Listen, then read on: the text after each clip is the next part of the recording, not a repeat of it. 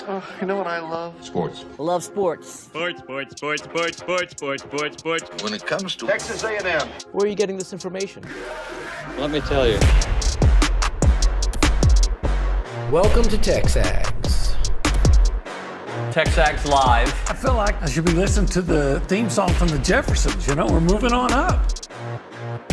We will develop men, we will graduate players, and we will win championships on the field. The best way for us to win is to do it together. He is a guy that has gotten better and better and better. He's just got that dog in him.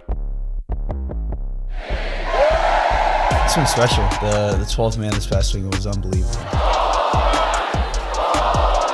And this is a real program. It's not fake. This is a real place. And if you want to be really good at football, this is a really good place to be. You know, if I'm betting on anybody, it's the Aggies.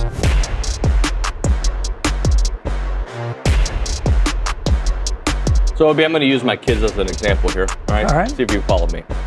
There's been games in the past where they've played in soccer and gotten beat, okay? Obviously, everybody gets beat.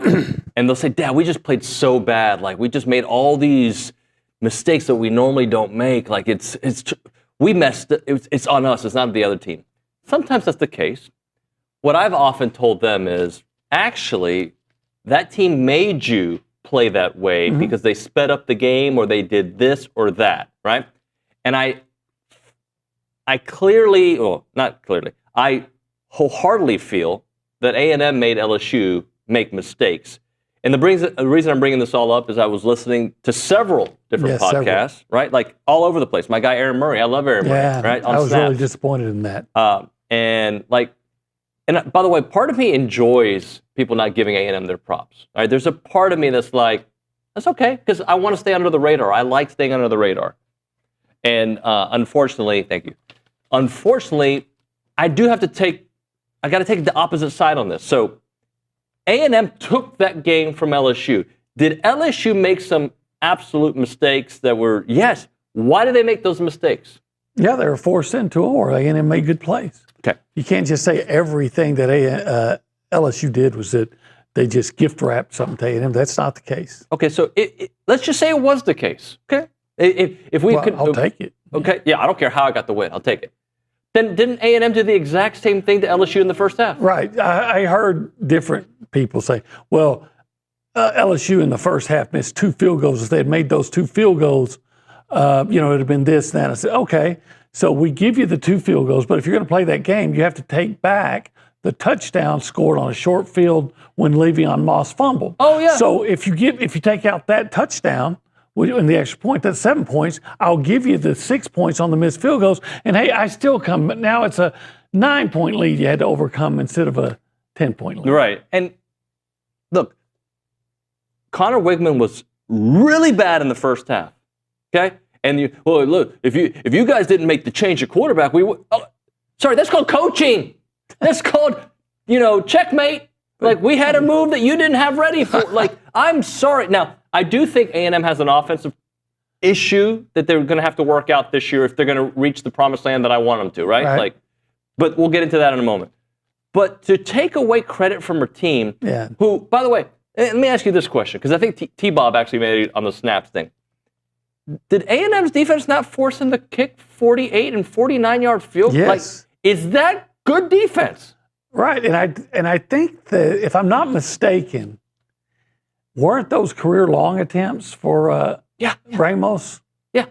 So if he's trying career-long attempts, and they may not be, but they're close. If they're not, they're close.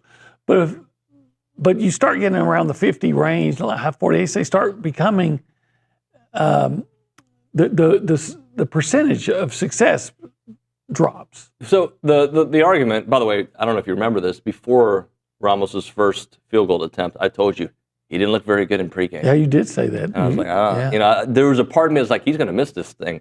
But to me, there's a narrative out there, LSU's defense or offense was carving up A&M's defense in the first half. Partially correct.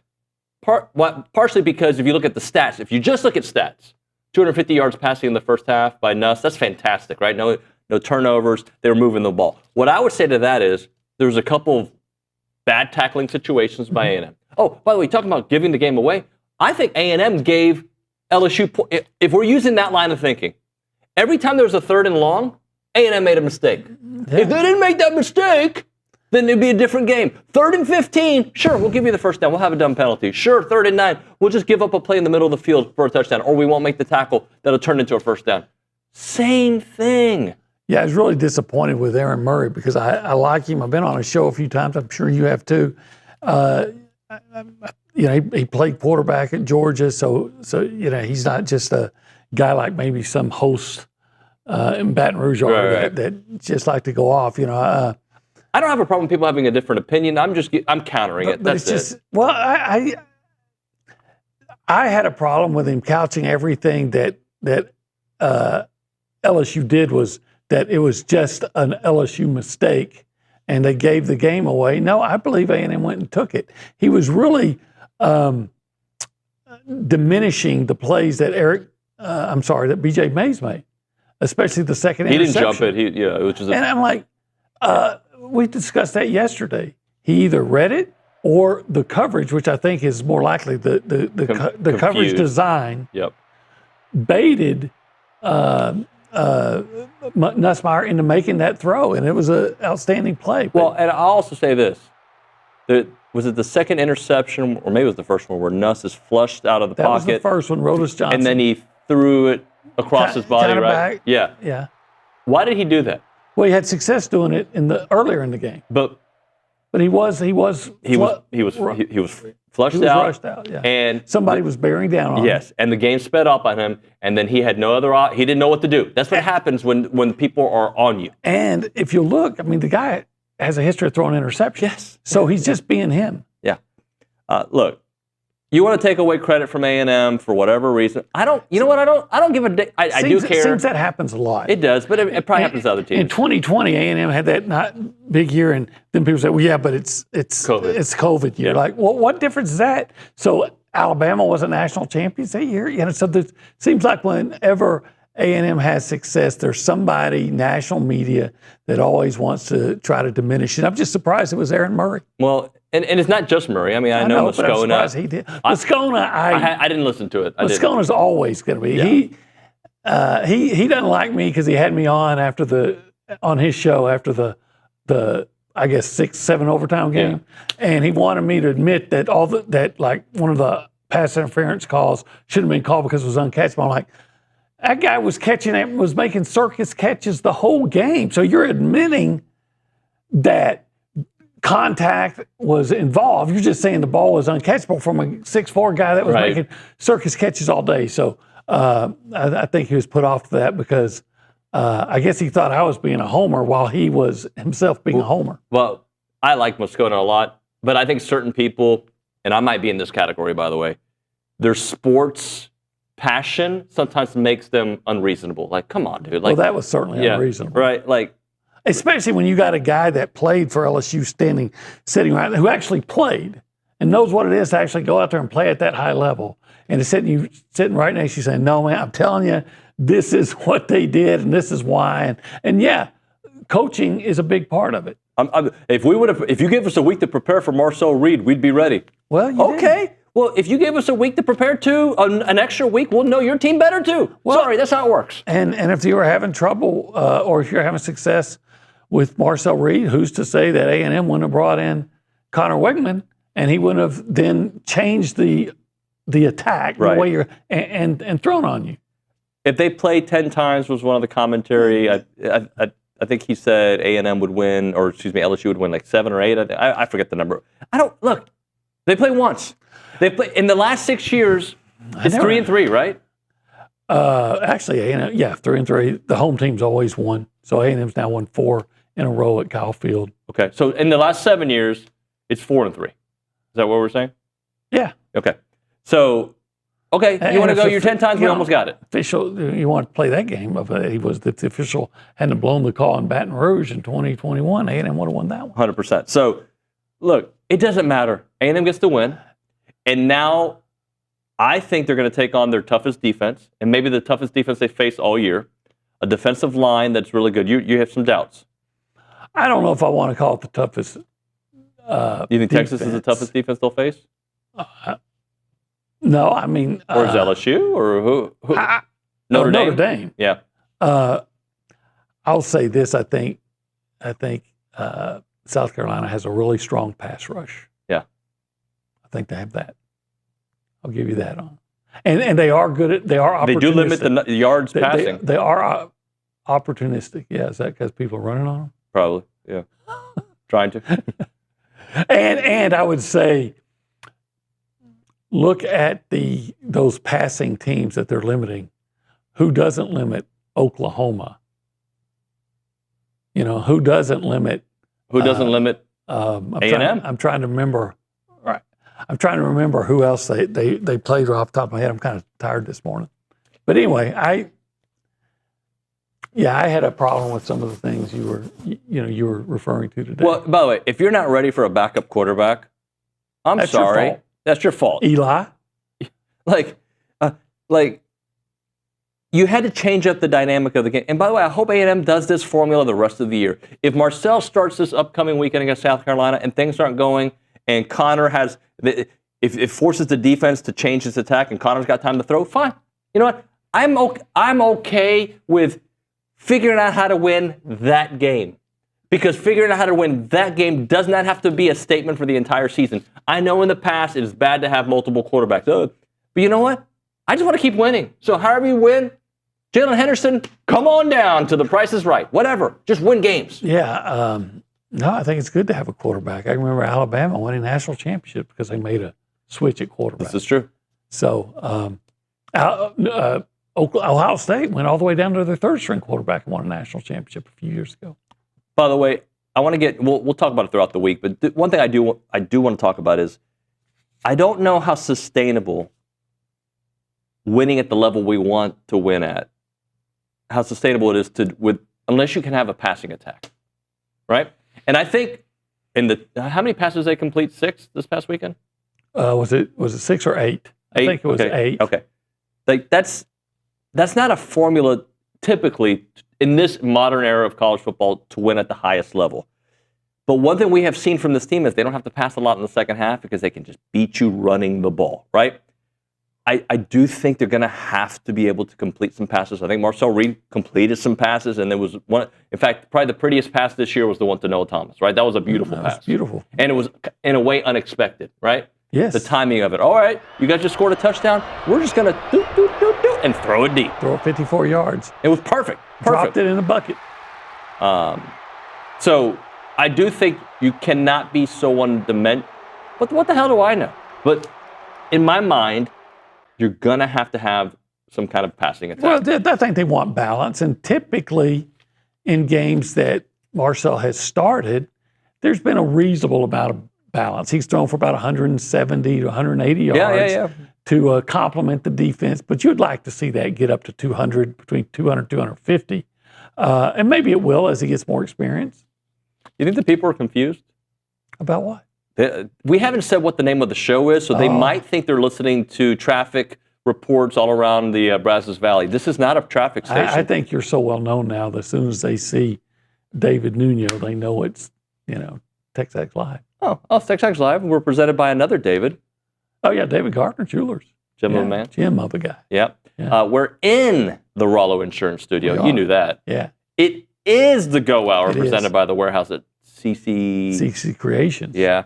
And this is the Cool Zone, where we're Cool Zone. Brought to you by Holistic Planning. Where no one from LSU is allowed. Right. Cool Zone. Although you could be from Baton Rouge and invest in pro sports by going to investinprosports.com. They'll take care of you at Holistic Planning. You want to invest in a franchise? Let them hook you up. Even if you live in Baton Rouge, it is possible. Huh. All right. Okay. Should we go around the room and say hi to the people? Absolutely. If you want to be a part of the conversation, there are multiple ways to do it. You can call us up, 979-693-1150. If you call that number, we will pick it up on the Boss Firearms hotline. You can text us as well on the Little Sluggers text line, 979-693-1150. Little Sluggers is age-appropriate baseball fundamental classes in Aggieland, Houston, Austin, Brenham for kids 2 to 8. Sign up for a free trial today at cotosports.com. That is COTOsports.com. We go behind the glass. We say hi to the great Nick Savage. Nick, good morning, buddy. Howdy, good morning, y'all. What's up, man? I'll just piggybacking off of what y'all said just a second ago. You really don't have to air it out too much when you're running for almost 250 yards a game with the stable of backs you have. And if Marcel Reed is out there, that's basically like a third running back almost with his legs. So, I mean, rushing attack's going to be huge in South Carolina, and I have no doubt that they'll be able to capitalize on that. So the rushing attack, if you can rush for 200, 250 a game, you don't necessarily need a passing attack. What I worry about, though, and because I'm a Warrior, so sorry, guys, I worry. Arkansas, I thought they prepared for Marcel very well, right? Well, they knew he was going to play. Right? And they had answers for him for 3 quarters. Right. In the 4th quarter, though, Marcel, I think, got going, which allowed the running game to get going. And by the way, that's the formula for this team. Eventually, and I asked that question to Mike Elko. I forget if that's the one we have here, Nick, for this segment. I believe it is. Yeah, 4th quarter. But they wear teams down in the 4th quarter, and there's a recipe to that, and that's winning the line of scrimmage. Here's Coach Elko on that yesterday. One, it'd be hard-pressed to not give a shout-out to Tommy Moffitt in that regard and what our kids did with him. It's certainly a mindset in terms of how we practice and talking a lot about stressing and straining and effort throughout the course of practice. We make a huge emphasis on the last team period of practice every time we go out there. And then I think it's just a credit to our kids that I think when you look at us, we're playing the game in a way that we're playing very level. It's not, we're not an emotional roller coaster. We're not, starting like a fire plug and then all of a sudden we kind of fade away. Like we're coming in prepared for a 3.5-hour fight. And I think that maybe has shown itself a little bit in the 4th quarter. There hasn't been panic. There's just been a stick-to-itiveness to just stay with what we're doing and maybe find a way to elevate it and do it a little bit better. The Moffitt effect, a 3.5-hour fight and no panic. That is A&M. He just said it. But if I were to try to sum up A&M, that's basically A&M. Yeah, gosh, the Moffitt effect. Elko in that same press conference went to great lengths to explain his comments after the game. And that he wasn't meaning to disrespect any individual with his comments. That said, the previous coach, what we're seeing is all the ways he failed in not addressing his coaching staff. And after Jerry Schmidt left and went back to Oklahoma, because the word was he was frustrated with some of the issues in trying to put together a strength and conditioning program. They didn't hire a guy with great credentials, and it showed. And now, in 1 year, less than a year after you bring in Tommy Moffitt, you're seeing just what an impact, what an effect a guy like he can have on a football team, making them bigger, stronger, have more stamina. Yeah, no doubt about that. Let's go to the Angry Elephant News and Social Center. Callie Gardner's there. Callie, good morning. Good morning. How's it going? It's going well. Good. You're wearing maroon. Looks good. I am wearing maroon. Yeah, I wore black yesterday, and I think a lot of people around the office were wearing black, and I think we were kind of just staying on the blackout track, but we're back on our maroon. Maroon vibes. What do you have for us? Speaking of Mike Elko, he was named the Dodd Trophy Coach of the Week yesterday. The award honors a football coach who led their team to a significant victory during the previous week, while also embodying the 3 pillars of a scholarship, leadership, and integrity. And Marcel Reed and Tyler White earned SEC honors following the Aggies' victory over LSU. Reed was named SEC Freshman of the Week, and Tyler White was named SEC Special Teams Player of the Week, and he continues to just show his excellence. He's really awesome. And Wade Taylor was named to the Bob Cousy Point Guard of the Year preseason watch list for the 2nd straight year. Awesome stuff. Thank you very much, Kelly. We'll come back to you here shortly. Prize picks time. All right. We're not going to throw money. There's no gimmicks. We're just going to tell you the facts. You go to prizepicks.com/TexAgs. Use the code TexAgs. You can win $50. No, you can't win. You're going to be given. There's no winning once you play $5 lineups, 2 to 6 player stat projections. Right now, Prize Picks is having some cool stuff going on. It is the World Championships in Atlanta. Bro, we could maybe, there's the SEC Championship. Maybe we can go to the Prize Picks World Championships. November 17th, do you have what it takes to secure a spot? The Prize Picks World Championships are here. The ultimate fantasy competition is back, bigger than ever. 12 celebrity teams are set to compete in Atlanta with millions of dollars for grabs. This year, you can be part of the action. There is 1 spot open for each of the 12 celebrity teams. Are you the celebrity? Oh, no. Oh, I didn't think so. Yeah, to be honest. No. $100,000 championship team prize. Free lineup shot to win $1 million. The Prize Pick World Championship title. What is Prize Picks? Do you remember what it is?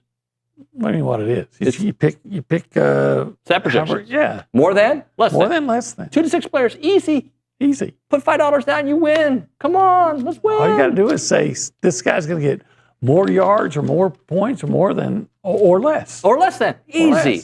PrizePicks.com/TexAgs. It's like the price is right. But the price is better with the Price Picks. I messed that one up. You get it. PrizePicks.com/TexAgs. Use the code TexAgs.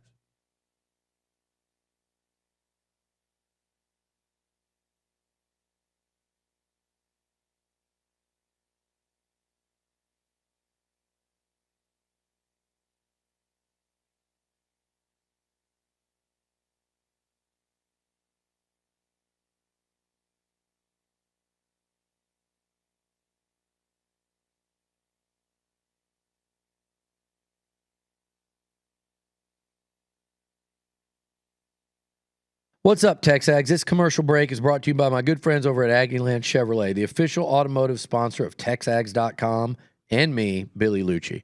Greg Gunn is the proud owner of Aggieland Chevrolet and invites you to visit the dealership to experience true Aggie hospitality. From their friendly staff to the experienced service team, Aggieland Chevrolet is TexAgs approved. Check out the dealership off of Highway 6 in Bryan or go to AggielandChevrolet.com and tell them Billy Lucci sent you by.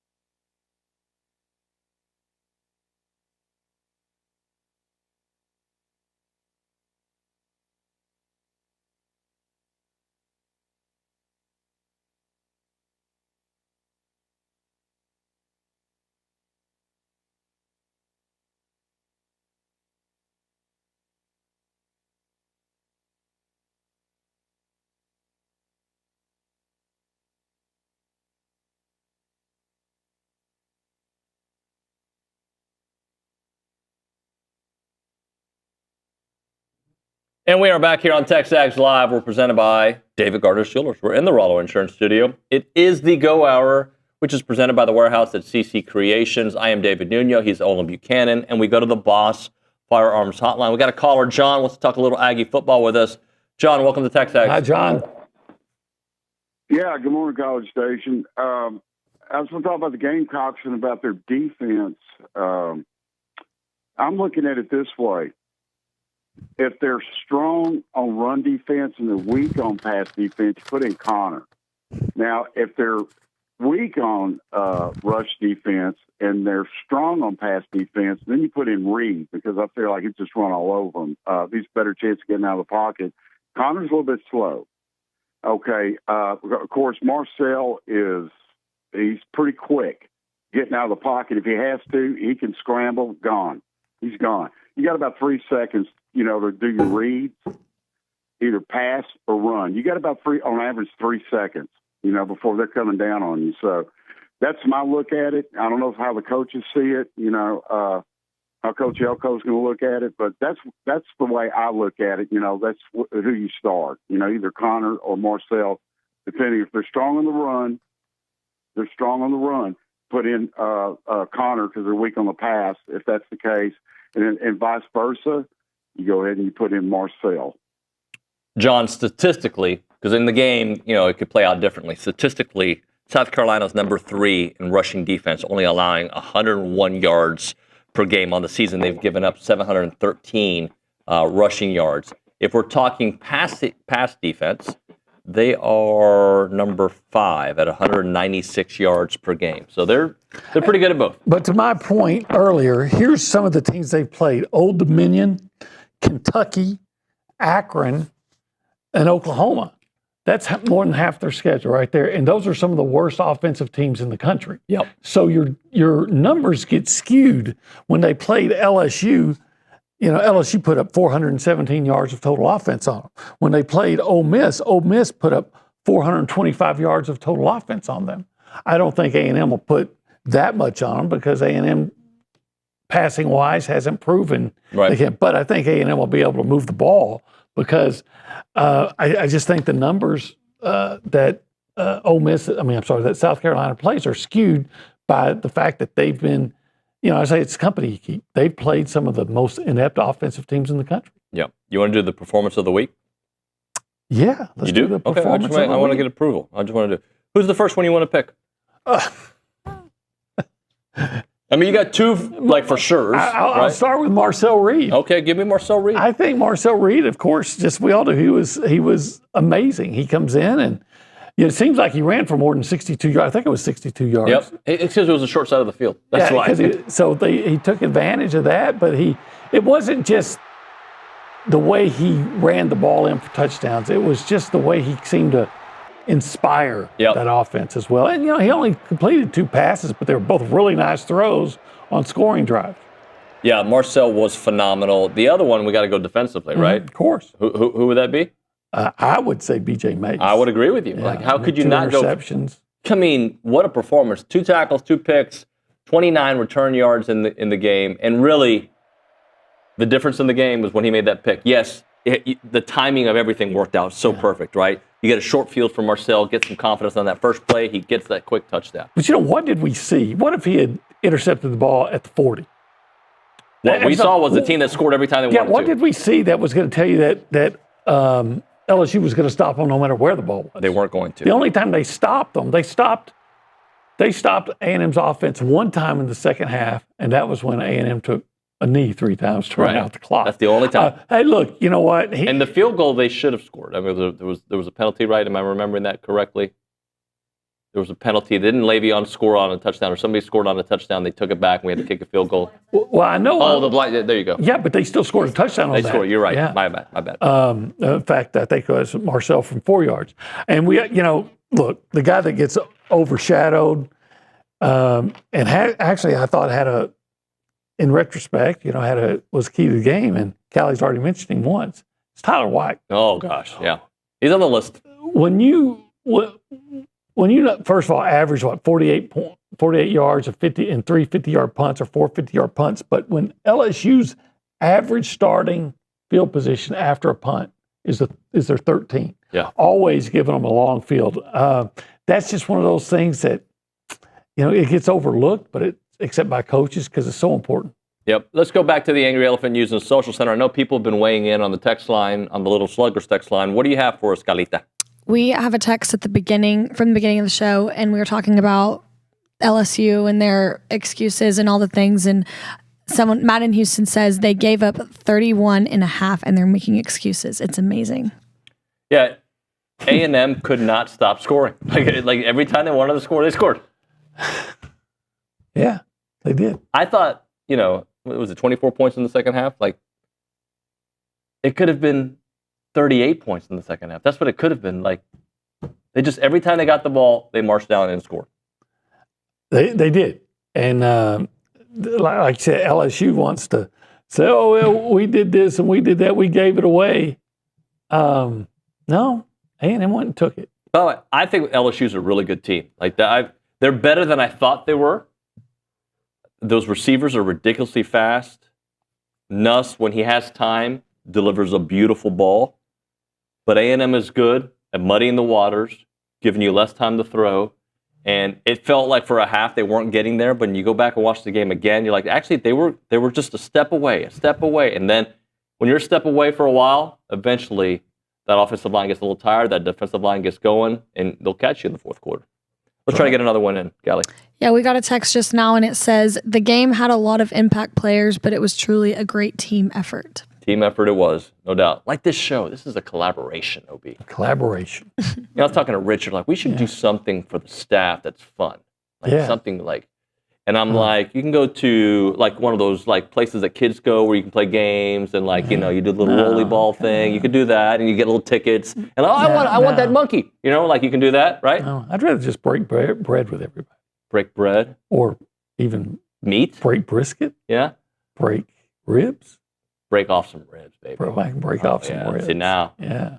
Yeah. Give me more information. Yeah, Right now it's getting warm in here. I might even want to break out some sausage or some queso mac and cheese. Oh. And you can mix the two a little bit. Just a little dab it. Just dab it in there. You know, my brother-in-law, I have a brother-in-law who is a very great guy, and he's coming to town. Oh, I know where he wants to go. Well, and you know what? Except he's getting here late in the afternoon, and you know that 1775 is going to be sold out by then. Screw that. Just go by yourself. You know, like whatever. Leftovers, you can have here's a rib. Yeah, except he's taking us out to dinner tonight. Oh, yeah. So if I go eat at 1775, I am going to eat myself into a food coma. Well, then I won't need to eat the rest of the day. Practice restraint, you know, be a little disciplined. Just if you typically have 6 meals when you go to just have 4. All right, just 4. Be full for just 2 days, not 5 days, okay? All right. 1775, open Thursday through Saturday, 11 a.m. until they're sold out. Online ordering turns off at 10 a.m. 8203 Raymond Stotzer Parkway, 979-492-6241, 1775txbbq.com.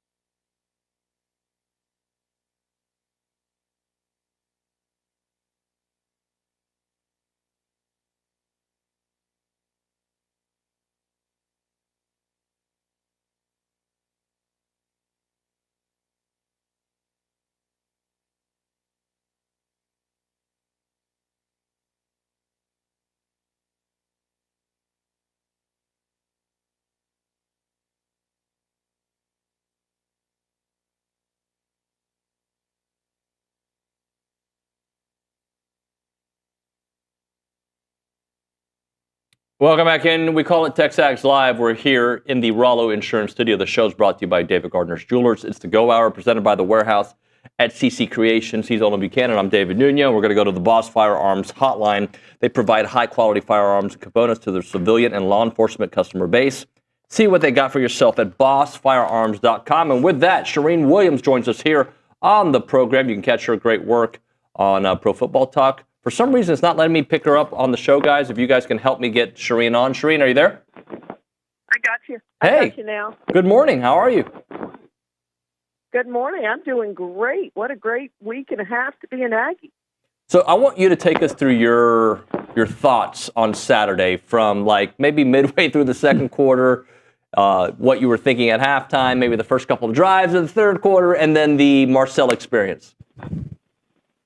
I wish I could say I had belief the whole entire time. I just knew they were going to come back. And we were getting dominated on both lines of scrimmage. And I had texted a few friends at the game, and I said, this is over unless LSU helps us out. If LSU helps us, we can get back in this. If not, this is over. And the 2 missed field goals started helping us out in the first half because, you know, the mindset, if it's 23-7, is completely different than it's 17-7 from a player standpoint. So the 2 field goals that were missed were, I think, huge plays in the first half. But we got pretty dominated on both sides of the line early in that game, and it was not pretty.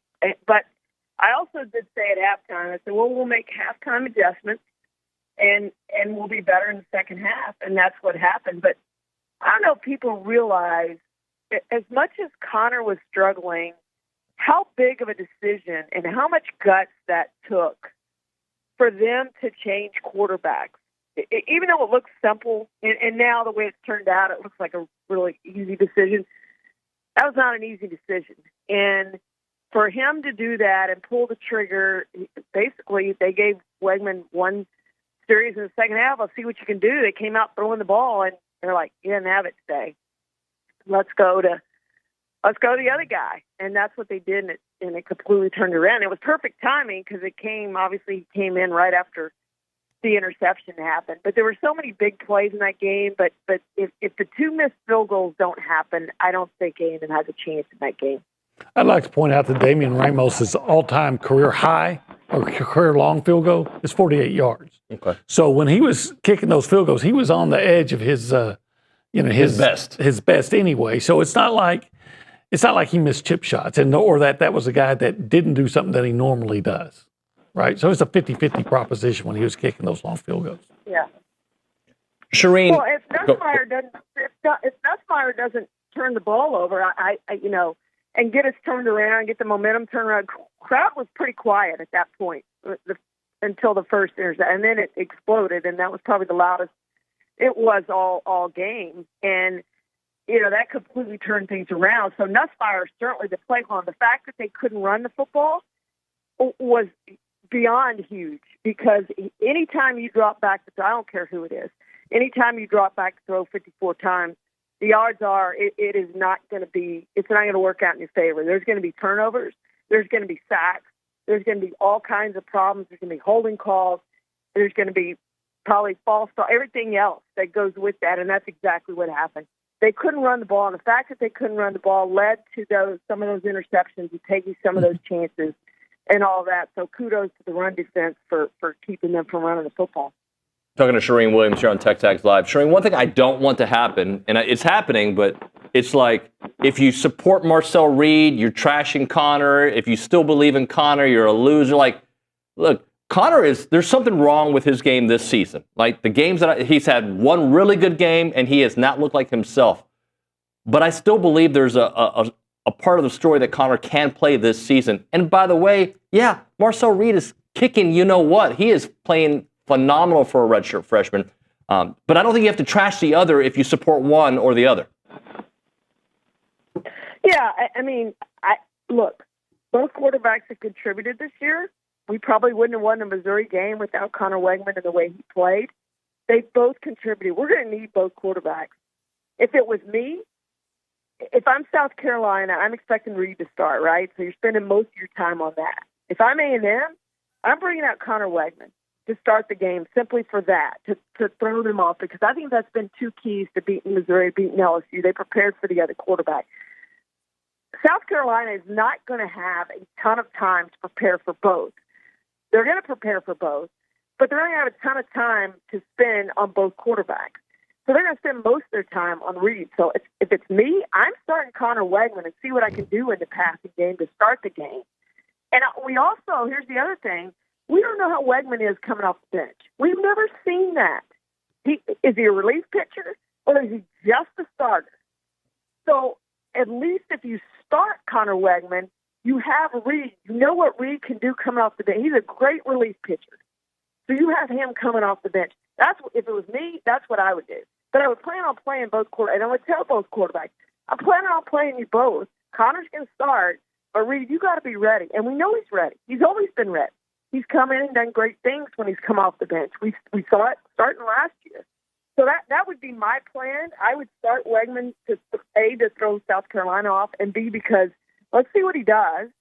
Let's see if he can find that magic in South Carolina. Let's don't lose him confidence-wise, because we may still need him. Let's tell him, Connor, we still believe in you. You're going to start this game. Now, we may bring Reed in just simply from the running aspect, but we need you, and we believe in you, and let's start you in this game and see what you can do. And I, to me, that probably is the best move for A&M. And you know, if it goes south early, you bring in Reed. Charean, actually, when you're talking there, I remembered back. Connor did show us a little magic in South Carolina. If you remember back 2 years ago, they were down 17-0. They actually made it a game. Connor came in when Max got hurt, and he played very well. And that version of Connor that we saw, you know, again, it wasn't a huge sample set, but towards the end of 22, for a very small part of 23, that Connor is different than the Connor we've seen play, I think, for the most part this year. Well, the problem with it, and I mean, you can see it. If you just watch it, you can see it. It's when he gets hit. It's when he gets pressured. He starts getting happy feet, and everything speeds up for him, and he wants to get the ball out of there, or he wants to bail and take off running. But he doesn't want to get hit, so he doesn't set his feet, and he's just got happy feet, as we all call it. He just gets the happy feet, doesn't set the feet, and the ball starts sailing, and they start going everywhere, and it's ugly. And it was ugly. And I kept saying, Connor, you got to set your feet. I know you don't want to get hit. You got to set your feet. You got to stand in there. You got to set your feet. If they give him a clean pocket, he's your guy. If it's not a clean pocket, it's probably going to be Reed, because he does what he does. He gets outside the pocket. But this is a good defense. This is a good team. This may be the hardest game that we've played this year, and I'm extremely concerned about this game. And especially being on the road against South Carolina. Their defense is really good, and it's going to be a tough test. But I think the fact that you have two quarterbacks that can do different things is really an advantage, and you have to use that advantage. Yeah, the things you were talking about, the happy feet and all those things. Well, South Carolina has one of the better pass rushes in the SEC, actually the nation. So that's kind of why I would stick with Reed, but we'll see. What is good for A&M is A&M's playing such good defense, and South Carolina is somewhat offensively challenged. Yeah, I would expect this to be a fairly low-scoring game, but I would have said that. I would have taken the under. I said, the unders are pretty. I think it was 42 or something. Unders are pretty good bet in this game, because I thought it would be low-scoring, and it just took off. And a lot depends, obviously, on turnovers. And Connor's turned the ball over, and Reed hasn't turned the ball over, and I think that's been a big difference between the two quarterbacks, too. You can't turn the ball over, and if we play a clean game and get some turnovers, that's really going to be to our advantage and help us score some points and hopefully have some short fields. That is the great Charean Williams here on TexAgs Live. Charean, thank you for your time. We'll talk to you very soon. Charean Williams on the Boss Firearms Hotline, Pro Football Talk. And, of course, our dear friend here on the program. All right, OB, let's hit a break. When we come back, we're going to hear one more soundbite from Coach Elko. All right? Okay. But before that, do you know what I'll be doing a week from today? You'll be actually a week from tomorrow. Hunting. Well, I don't know if the hunting starts. I'm going to be heading to Brady, Texas. Brady. Have you ever been to Brady? Probably. I've probably been through it. I mean, I've covered so many high school games in this state that on the way to Abilene or something like that, I might have at least been through it. I think there's still time to sign up. I don't know if they've sold out completely. So if you want to go and watch a guy hunt and be like, you want to do that, you can go to birddogit.com/TXAGS hunt. I'm gonna. Can I say kill some birds? Is that allowed? Are they going to censor me and remove me from YouTube? Kill the damn birds. Okay. I'm going to practice shooting with birds. Okay. All-inclusive hunt. Come to Brady, Texas. 2-night upland shoot with some Aggie legends. There'll be guided hunting, skeet shooting, axe throwing, cold beverages, Aggie fellowship, and live music from a country legend at a 5-star Hill Country Ranch. Tickets are $2,000 per hunter. Only 10 spots available. I think that's almost done. So you want to go. Going to be the last ones to go. Roger Crager will be performing for us on that Wednesday night, and then we'll go hunting all Thursday, and it'll just be a great time. You want to check this out. It's going to be fun. Bird Dog is basically an Airbnb for hunters and ranchers. Go check out the website. Again, for this particular hunt, birddogit.com/TXAGS hunt. That is birddogit.com/TXAGS hunt.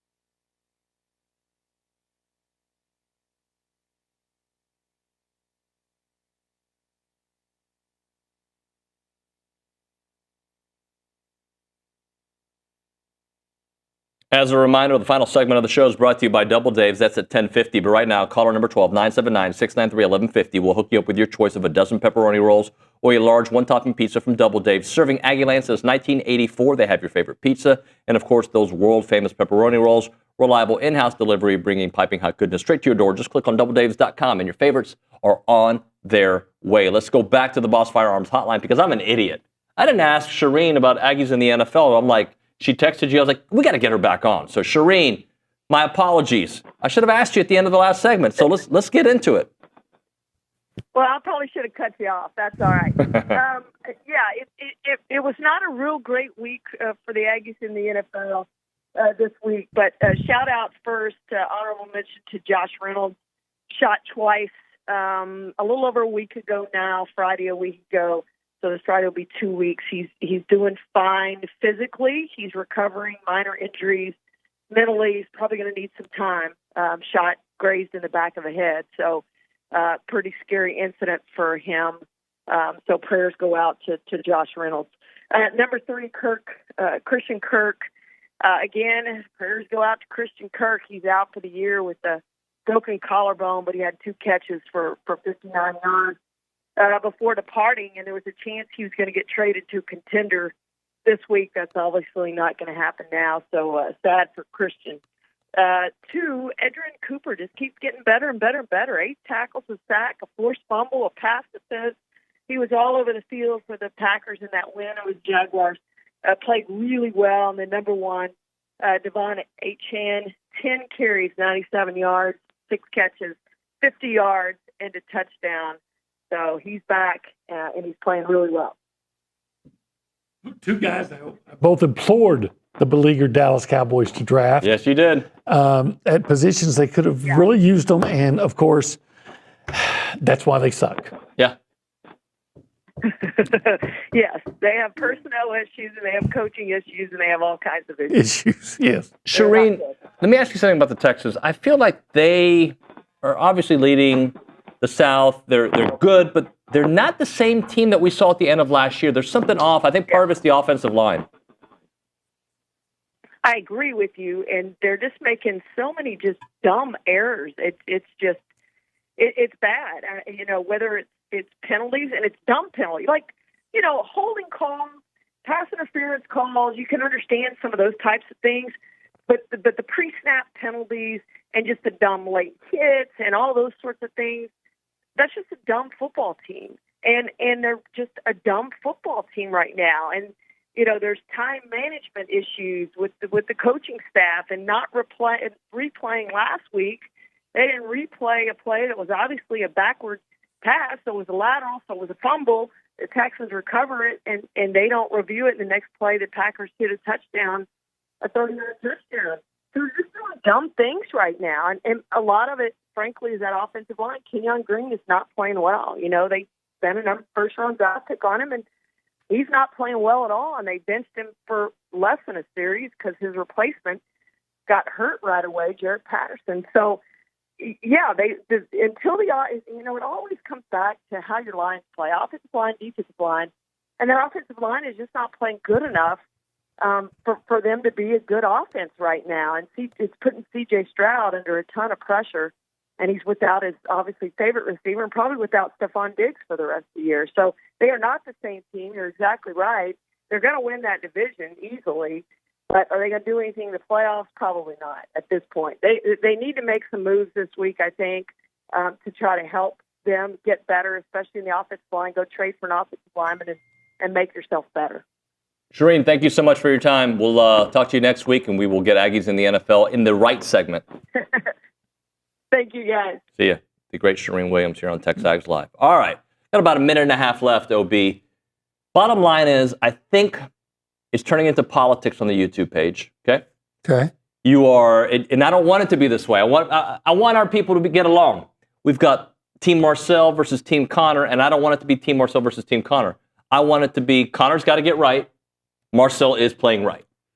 I'm of the opinion that when someone's playing well, you stick with them. Yeah. And he played, he was the best we've seen him because, he only threw two passes, but man, they were outstanding passes. So the kid has like when you watch him, there's just something to him. He has some charisma. Yeah, there's playing charisma, right? Yeah, and his personality is charismatic as well. Yeah, and I think his team responds to him. Yeah, they do.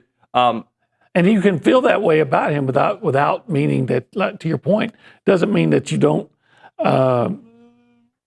think Connor can't be good or anything. But I think the team responded great to Connor in the Missouri game. He just hasn't been consistent. I have to look at what we talked about what's the matchup with South Carolina. One of the things South Carolina does well is get interceptions. Yeah. They've got 10. Connor has had an issue with interceptions. This year. Yeah, this year. Obi, thank you, sir. Yeah. When we come back on TexAgs Live, Jamie McCoy, Jamie Morrison, KBTX, and also Joni Taylor. What a show. It's TexAgs Live.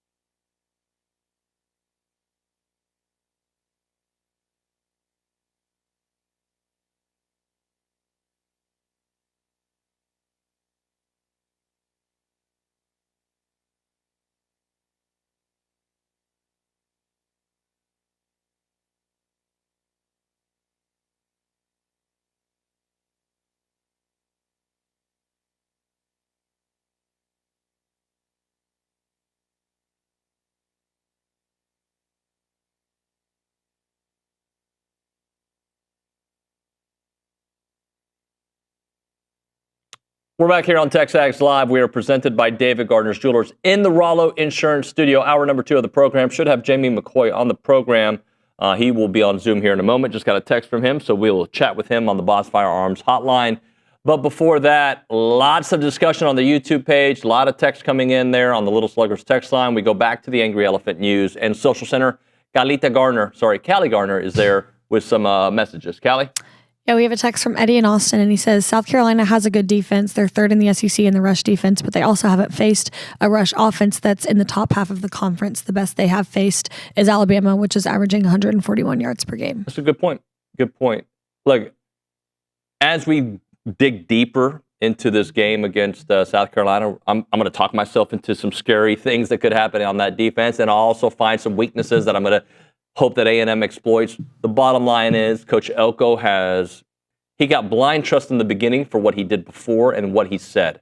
And now all the things that he said and he did are paying off, and he's answered a bunch of those questions. All right, let's go to the Boss Firearms hotline. Jamie McCoy joining us, former A&M tight end and, of course, good friend of the program. Jamie, good morning, buddy.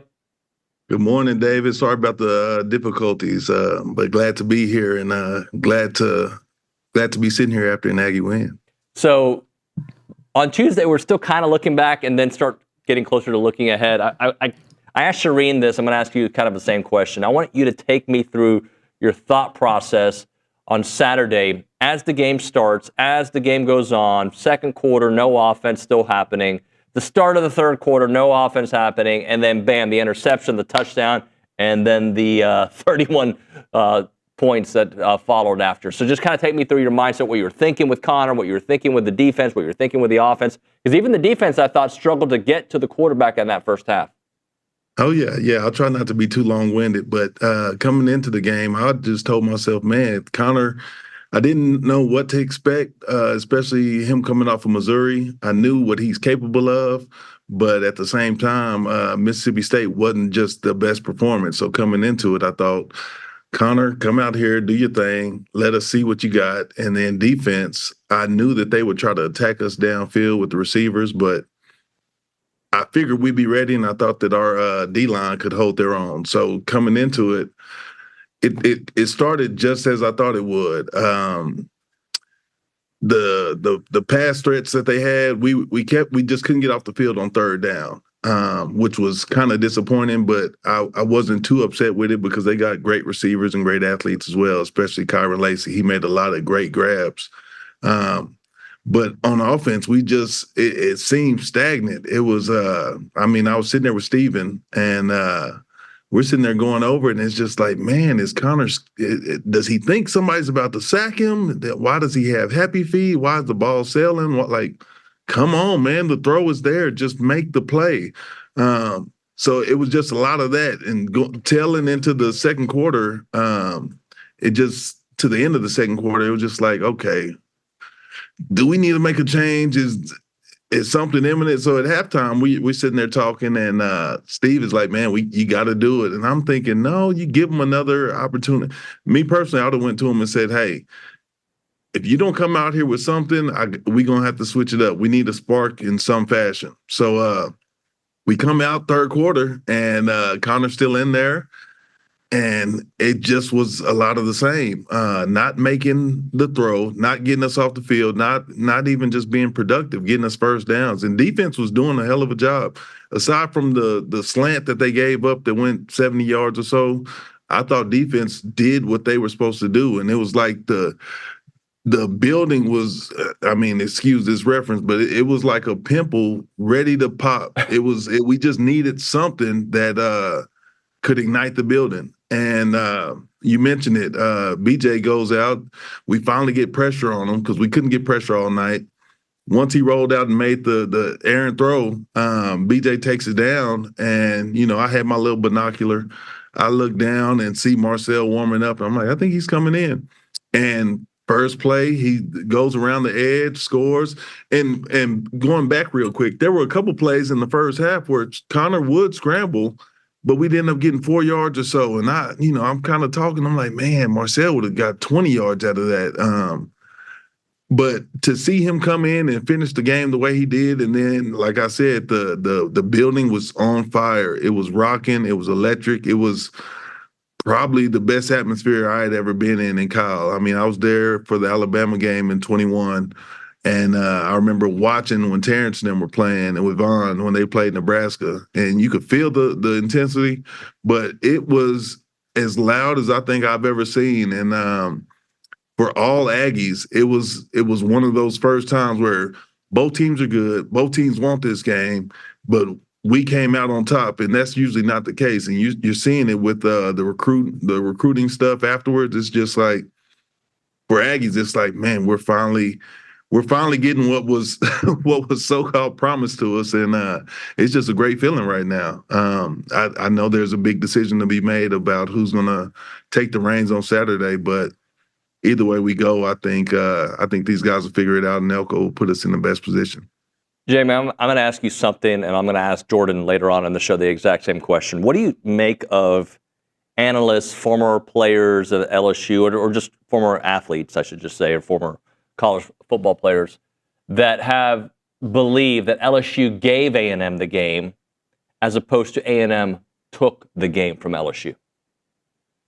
I think that's bull crap. I think I'd have another choice of words, but the games are 60 minutes. And, Brian Kelly said that in his post game, they won a lot of the game, probably give them 60% of the game. But that's why you play the 4 quarters. You go back to Chicago and Washington on Sunday. Chicago had that game in hand. There was 6 seconds left, and they lost that game. You have to finish the game until the clock reads 0. I mean, we send our fights on. Aggies are there. We're going to fight to the end. And to say that they lost, I think we took that game.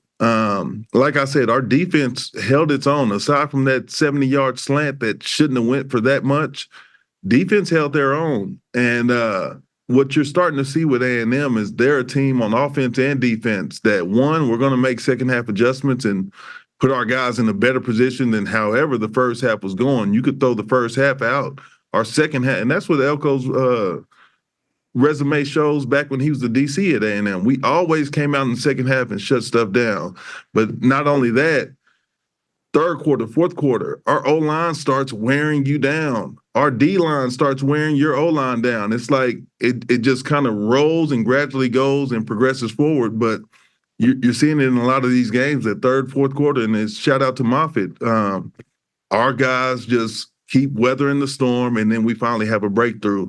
So, no, you go back and look at every touchdown run, we got tight ends, linemen, running backs, putting people on their back. That's not giving anything. That's going out there and taking it. And I couldn't be more proud of the guys. See, what I don't understand is, I've been on the other side, right? I've seen A&M give games away, and I recognize there's a play or two that you gave away. But I also think it is disrespectful on both sides to not give a tip of the cap to the adjustments that were made. There were adjustments made in that game. If LSU dominated, quote unquote, the first half, and they could have, they were up, 17-7, it could have been 6 more points. All right, if they dominated the first half, who really dominated the second half? And when I say, if you want to call the first half domination from LSU, which it wasn't, they were kicking field goals from 50 yards out. The second half was complete domination, and that's why they scored 31 second half points. Oh, yeah, absolutely. Domination in all facets. I mean, first half, they played well. I wouldn't say that they dominated us. I would say they were efficient. They got first downs. They just kept on. They were able to move the chains and get themselves in field goal positions. But you got to go back to, our mantra, the 12th man. The 12th man was also a facet in that game, and they helped dominate in crucial moments. Those field goals, I can't imagine being, let alone I forget the guy's name, let's just call him Nuss. Him making the comment that, Death Valley is louder than Kyle Field, whatever. That's a quarterback, that's an offense that's prepared for that. But I really didn't think about it until this weekend, where you got, I don't think there's a scenario where we ever had our kicker come out in practice and get ready to kick with the noise. And I think it credits the 12th man for some of those missed field goals. Granted, they were long field goals, but to be out there and the field is rocking and building is shaking, I think that credited to that. And then the botched snap on the field goal, that also had something to do with it. The snapper hadn't even called for the ball yet, but it's loud, it's intense. I think all that had a factor to do. And then I would absolutely say our dominant, we outcoached them, especially in the second half, and we just outplayed them. When it gets down to the nitty-gritty, we just were more equipped to go for 60 minutes. They started out well. It would be no different than somebody running a mile relay. And you start out first and then first 200 yards and you're looking good, and then you got somebody that has a kick, and that's what that's all about. It's A&M has a good kick, and you got to be prepared to go for 4 quarters with us. Jamie, I think it's look, the 12th man in Kyle Field had an absolute effect on that game. And folks who want to discredit Kyle Field because A&M hasn't had the best, they haven't dominated at Kyle Field the last few years. There's a reason A&M beats top 10 teams here on special magical nights. They haven't had amazing teams per se, but they affect games. And this year alone, they beat 2 top 10 teams already at Kyle Field. Now, you want to argue later on if they're going to be top 10 teams. What they were until they got here, they were top 10 teams, and A&M's got 2 of those already under Coach Elko. Oh, yeah. I mean, and I think it's all a credit to the coaching staff. Like you said, we've been underdogs in a lot of these games where we play the Alabamas back in the Big 12 days, whether it was Texas, Oklahoma, Nebraska, you name it. We're typically the underdog in those big games, and 12th man does its part in helping us go out there and shine against those top opponents. But I think this season the credit goes to not only Elko but the entire coaching staff, whether it's the strength staff, the guys on the sideline, the guys in the press box, and certainly the second half adjustments. I think these guys have a plan. They see how you're trying to attack, and they go in and say, we need to do this. Like they have something to go to. It's not like we're grasping or pulling at straws. It's saying, okay, this ain't working. This is how they're doing that.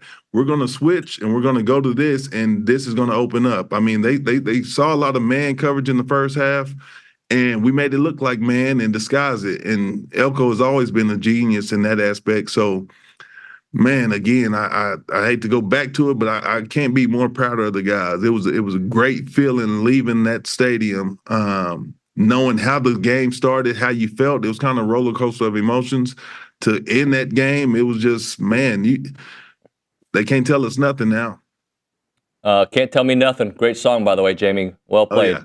Well played, sir. So let's talk about another facet of this domination. We've talked about the Marcel side of things, but when we talk about the rush attack overall, what Amari Daniels did to them, it's illegal in a few states. What Le'Veon was able to do, also having some of his health issues in the second quarter that took him out. I mean, these guys, what was it, 240-some yards rush? Like, they took it to LSU when it comes to the rushing attack. They absolutely did. And I think, not to go, I know this doesn't have to do with the question, but I think with Marcel, it makes the game so much easier for Colin Klein to call. I think he can have the freedom to call a play and know that should something break down, this guy's going to make it right, whether it's rushing up the middle, rushing to the left, rushing to the right, doesn't matter. Back to Amari and Le'Veon and then EJ even. These guys are dynamic. Amari's not the biggest in stature, but gosh, that guy plays with so much heart, so much determination. And Le'Veon, he reminds me of a smaller, I don't know if you remember the running back for the Giants probably 10, 15 years ago, but Jacobs, he was a man amongst boys out there. Brandon Jacobs. Yeah, Le'Veon reminds me of a smaller him, and he runs with that impact. He runs with that mindset of, you really think you finna square up and tackle me? Like, boom, it's like a ram. So, yes, those guys absolutely took over. But I think, again, it goes back to when you got a guy like Marcel in there, you have to take a second of, man, who's got the ball? If it's this way, I got to get over here. You kind of second guess yourself, and then before you know it, you got somebody right there at your front doorstep like UPS dropping a helmet off on your chest. So, I love it. You love to see it. Talking about Jamie McCoy here on TexAgs Live, presented by David Gardner's Jewelers. Nick Scorton, we talk about him coming into the season. We've seen it play out. This guy just keeps moving up the draft boards like the kind of guy that Billy and I are going to have to go to New York when he gets drafted in the top 10, right? Because he is just, I was talking to some scouts at the game, some NFL scouts, and they go like, we already know that this guy's NFL bound. And we knew that, but like, yeah, he's first round.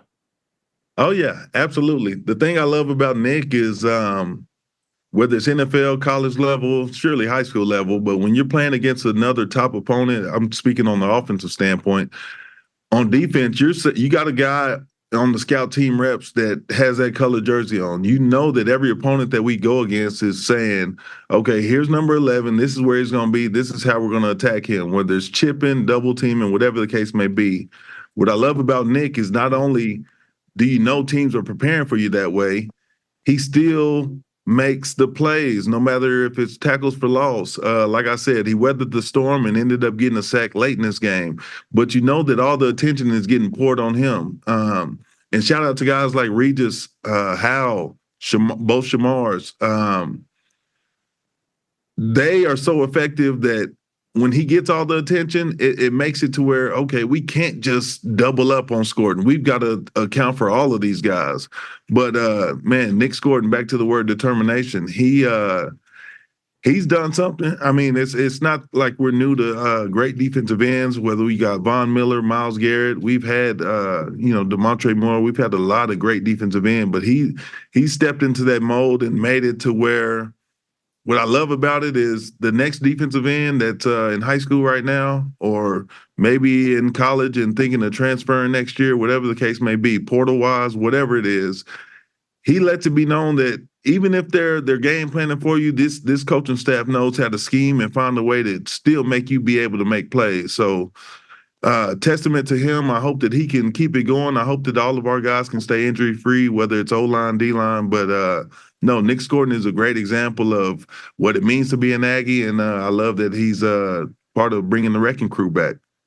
Jamie McCoy here on TexAgs Live, presented by David Gardner Schulers. Let's take a look at South Carolina because they're really good defensively, and I know their record doesn't reflect that, so A&M should go and win on the road at South Carolina, but this team has neutralized some of their opponents because of their defensive line.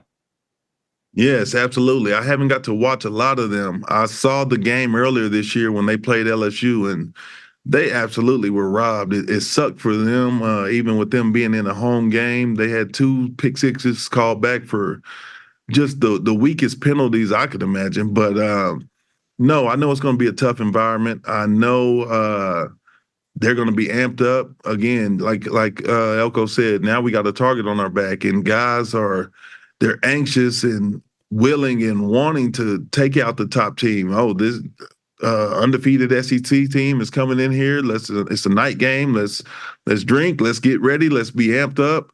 You know what's going in. But the thing I love most is, again, back to Elko and that blue collar mentality. I don't think he's going to allow the guys to be complacent. In years past, we would take this game and we would be riding high and we would go in there and we come out flat and we just wouldn't have the energy that you need to beat an opponent under these circumstances. You know, it goes back to prosperity and doing what you're expected to do, even on days that you may not have it all. But I don't think Elko's going to let those guys go in there and, like I said, be complacent. I think that he's going to be harping on them all week, on the little things. Hopefully we get the penalties under control. And I think this weekend we're going to depend more on our defense more than ever. And a lot like this LSU game, if the defense can give us short fields, if we can get a couple of turnovers, make these guys one-dimensional, because I know they want to run the ball. I don't think they're too pass-heavy. If we can tackle well, which I think we will, Dalton, Ratcliffe didn't get to make all the plays I know he can make. Kyle, York had an amazing game. Scooby's going to be out there. And that's not even mentioning anybody on the D-line. So I think these guys will come in prepared. I know it's going to be a tough environment, but if they can weather the storm early, take the crowd out of the game, and have a lead at halftime and just run the ball and impose their will. Now, I know they got a good defensive line, but we got a great offensive line, just like A&M and LSU in that first half. If we can run the ball and get 4 or 5 yards of carry, I think we should win this by 7, 10 points, 14 points, something like that. Jamie, appreciate your time, buddy. Talk to you soon. No problem, David. Have a good one. Gig 'em. Giga, Jamie McCoy here on the program. If your organization or business is looking for a reason to engage with Aggies, well, you don't need a reason. You just want to engage with Aggies, then you need to look at the Association of Former Students. They bring Aggies of all ages together during marquee events held throughout the year. We're talking about Ring Day. We're talking about All Aggie Hullabaloo, The Gathering. They all welcome tens of thousands of guests, and there are many sponsorship and vendor opportunities available to get your brand in front of those attendees. All these events offer a wide variety of both digital and in-person options to promote your brand. These include title sponsorship naming, on-site presence, activation, recognition, and social media posts, and much, much more. There's also advertising opportunities in the Texas Aggie Magazine and the Aggie News newsletter, which are seen by over 230,000 people. For more information on options available through the association, please email sponsorships@aggienetwork.com. That is sponsorships@aggienetwork.com.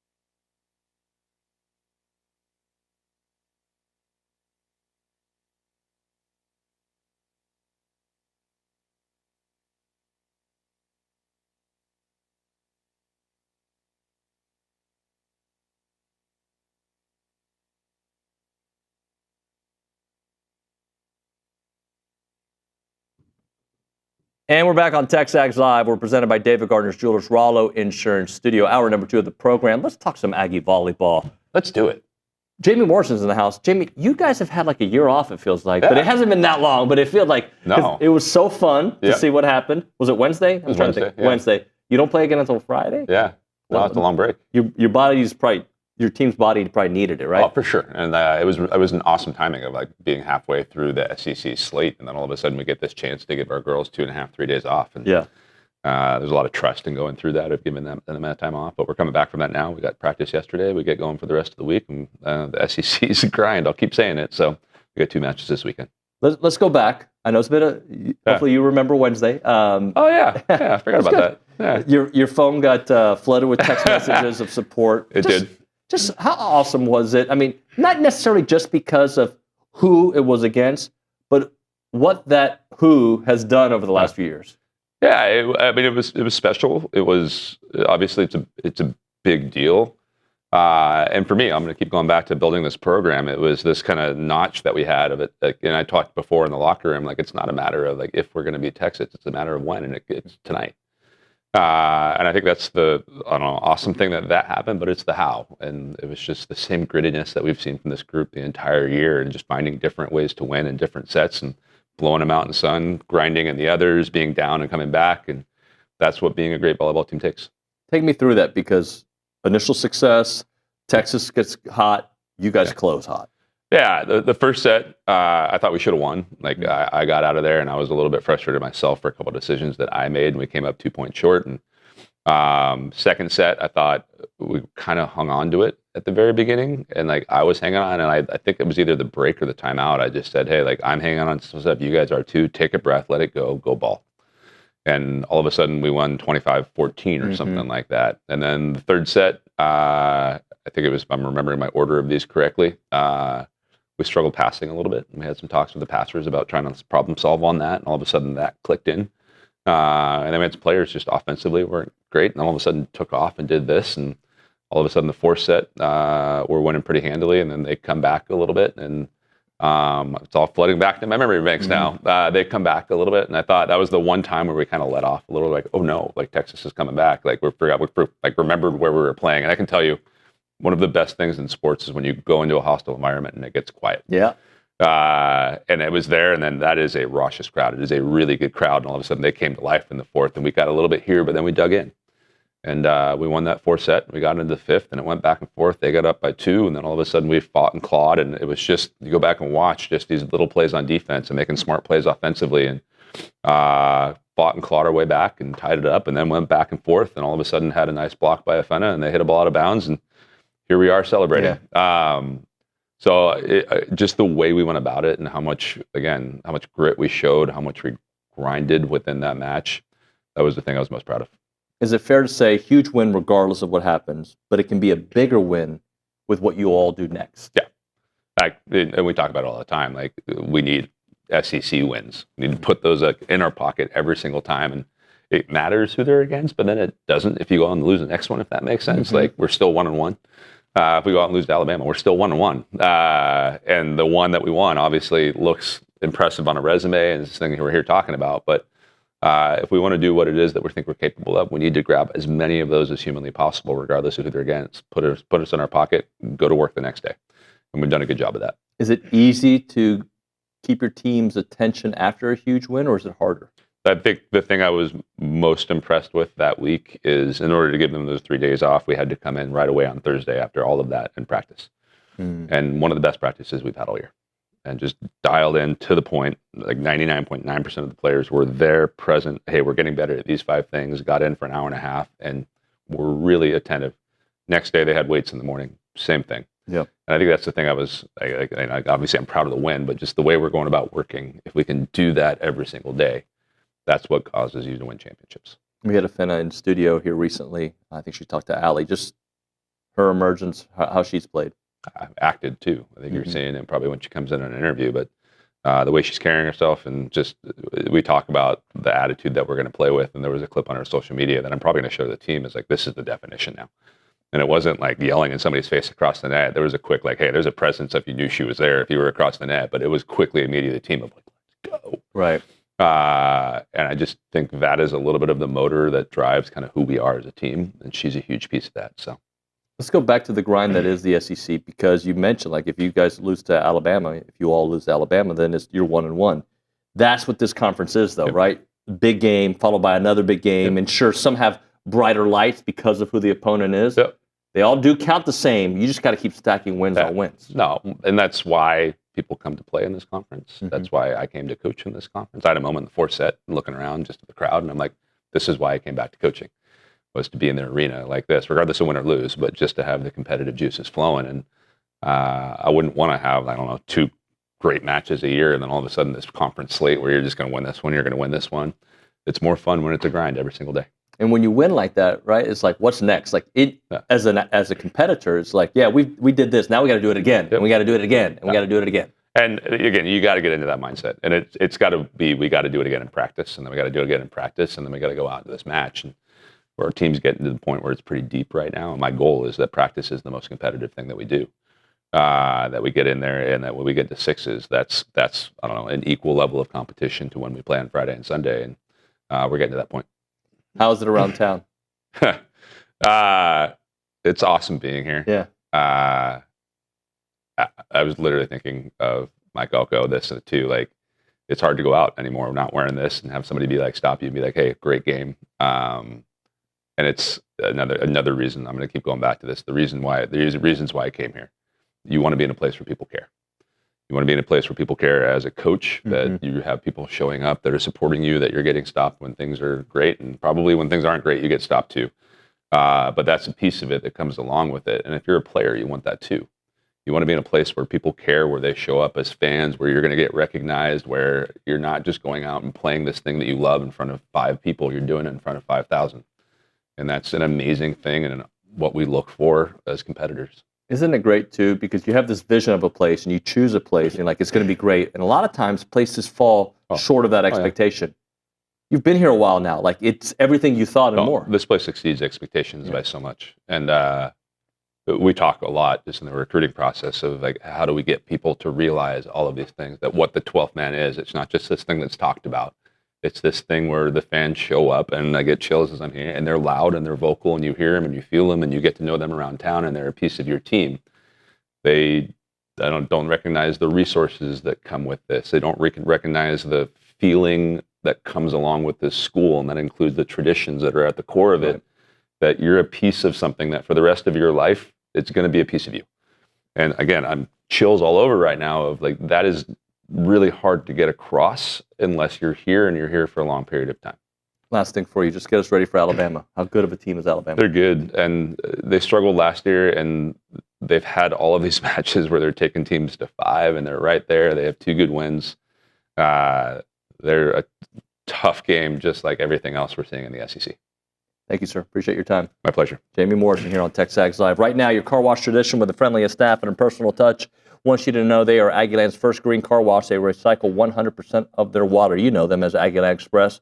2 great locations, South College Station and the new one on 2528 Texas Avenue South in College Station across from the Planet Fitness. You can do your normal washes, all right? You can do it yourself. That's great. But the one on Texas Avenue, they'll do it for you if you choose that option. They'll take care of the cleaning, the drying, the vacuuming, and, of course, all under a completely covered area. They have 3 levels of full-service washes. And we're going to give one away, a $40 value to the first caller at 979-693-1150. You will get yourself a full-service wash at the new Aggieland location on Texas Avenue. It's Aggieland Express Car Wash. You can go to both locations, but for the first caller, a free car wash, 979-693-1150.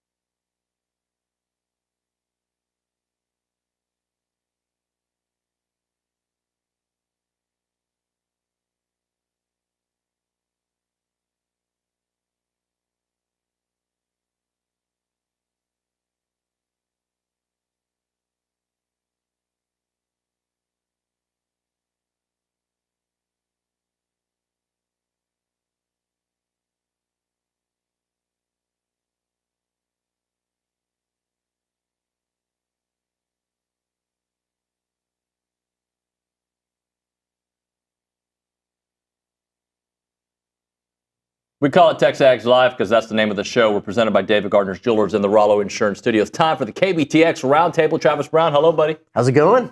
Tyler Shaw, hello. David, good to see you.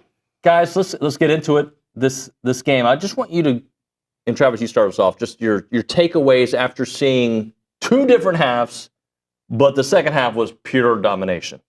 I think we talked about this after the game. I think that it was a great tactical move by Elko and his staff to realize they hadn't prepared. They're crashing in on the running backs. The read option would work really well, and it was a really, really good second half. But moving forward, yeah, teams are gonna have to maybe plan for two quarterbacks. I don't know if the same fix is this or the same adjustment is ensuring success all the way out. The way I put it is, yeah, this is a playoff team. Mm-hmm. Is this to put another analogy with the baseball team, is this the 2017 baseball team or is this the 2022 baseball team? Is this the team that is going to do enough to get in, but then when you face the rest of the best of the best, is it still a year away? Or is it the 2022 team that is ready, good to go? I haven't quite figured that out yet, but overall, this is a team that is aiming for some really big success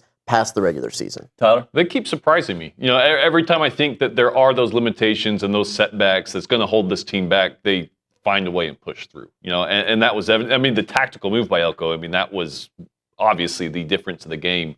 But then again, the defense kind of helped set that up and put Marcel in that situation too. Right. So that's what's been impressing me is the defense continues to step up week in, week out. And we hear defense wins championships, and that defense might do enough to get these guys to Atlanta, maybe. Tyler, any worries about this being too one-dimensional of an offense? I've had kind of that worry, throughout the season. But again, they keep doing enough, and there's still room for them to kind of prove that they can be more than that. Again, I need to see more from the receivers, I think, on a consistent basis. We still haven't seen the consistency from the receivers and the pass catchers. So a little worried, but not enough to cause a whole bunch of concern yet. Travis? Yeah, I mean, same thing. The receivers are actually the thing that gives me the most pause when watching this team because I don't think they helped Connor Wigman out a whole lot, and they were able to open things up a little bit with Marcel Reed in there because of the option game. Because they're going through two quarterbacks, because the wide receivers are having some issues, I don't know quite what the full identity of this offense is because it can't just be we're going to run the ball right down the middle. That's going to get sniffed out. So they've seemed to grow every week in all facets of the game. I think they will continue to do that, but it'll be interesting to see how they try to solidify what the full identity of the offense is as they kind of round out the regular season here. Can you put your finger on, Travis, what's wrong with Connor? Because he hasn't seemed right other than Missouri. And McNeese State, I don't think any of us kind of really use that as a barometer, but he just hasn't seemed like the Connor we've seen in the past. Yeah, the two games he struggled the worst were the two biggest games under the biggest lights of the season. I don't know if that is one of the problems, but it certainly is. There's a through line there that, there was a lot of pressure on those two games and it just kind of struggled. I think the wide receivers are a big part of it. I think that there is not a lot of separation. There's not a lot of good routes being run in those situations. And it probably is in his head a little bit that he's going to have to try to create a little bit more, maybe holding on to the ball a little bit more. But I think that there is some overall dysfunction there from his part and other people, as Elko said, that is just kind of making things a little bit murky. When you tell Marcel Reed to go in there, run the read option, they're going to crash on the running backs and you're going to go.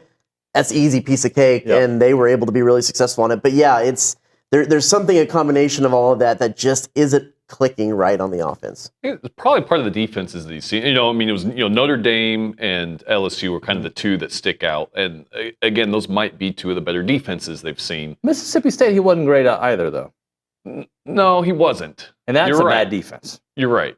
He was not good. He was not great at Mississippi State. I don't think he was as bad as people make it out to be, because every quarterback has almost interceptions. Right. But those seem like, if those happen, it changes the complete game. I actually think Connor had a pretty decent game against Mississippi State, except for 4 passes. Right. I mean, he was moving around in the pocket, letting guys get open, let the routes develop, and delivering some passes. I thought it was average to above average if you take away 4 passes, and then 4 passes made the difference. And I mean, of course, 4 passes can completely lose a game for you. But I think overall, when you look at, I would probably take the non-4 passes of that game any day of the week compared to what he did against LSU and Notre Dame. Yeah.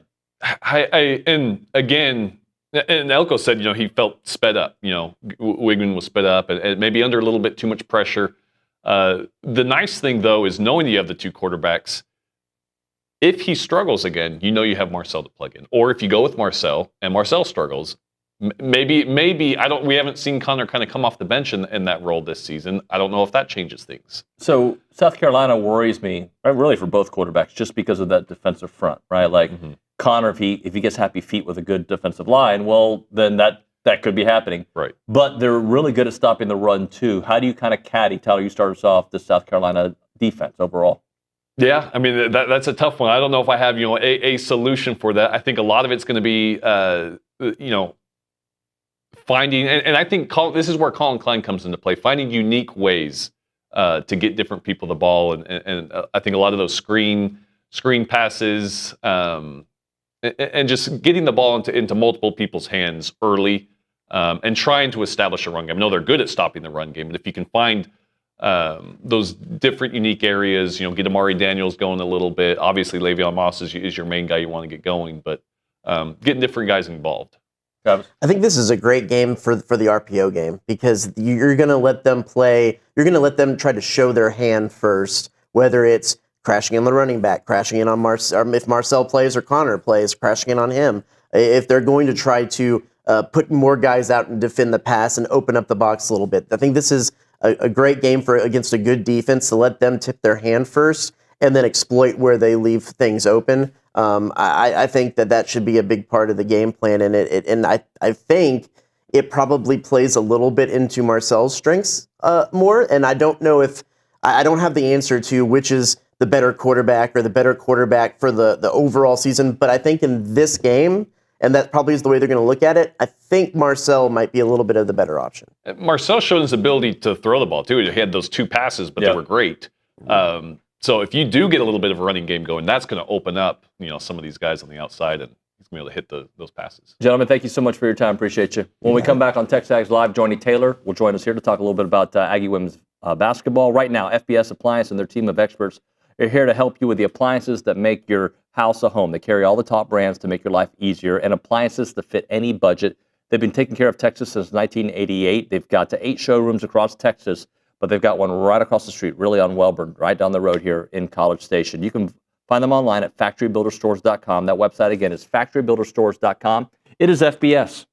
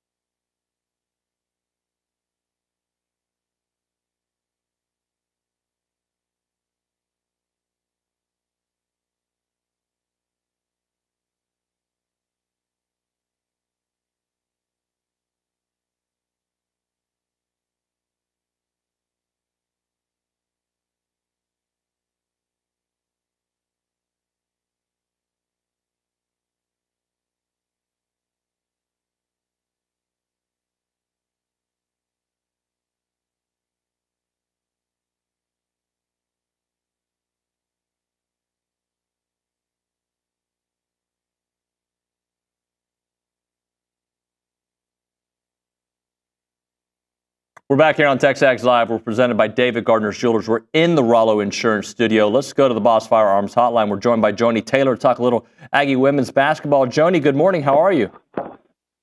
I'm good, David. How are you? It's been a minute. You all getting ready for the season? We are. It is less than a week away. I can't believe it's here. We're excited. We're ready to see our fans and ready to play some basketball. What is different maybe this preseason than the prior couple of years? Yeah, we were able to play some this summer. We were fortunate enough to go on a foreign tour. You can do that once every 4 years, and so that gave us a chance to get in some really good practice this summer and then go overseas and play against two professional teams in Italy and just get acquainted with ourselves from a basketball standpoint and from a culture and chemistry standpoint. So it gave us a bit of a sneak peek on what we would be like this year. I'm seeing some notes about the team. 9 nationally televised games this upcoming basketball season. How nice is it to have that spotlight for this program that seems to be rising to the occasion? Well, I'm excited for our fans. I'm excited for our student athletes. They've worked really hard. Everyone who is a part of our program has really worked hard to commit themselves to raising the level for themselves, which in turn raises the level for our program in terms of culture and just talent. And so, while we have not reached exactly where we want to go, we are excited about the movement from last year and continuing that trajectory this year to build this program to where we all expect it to be.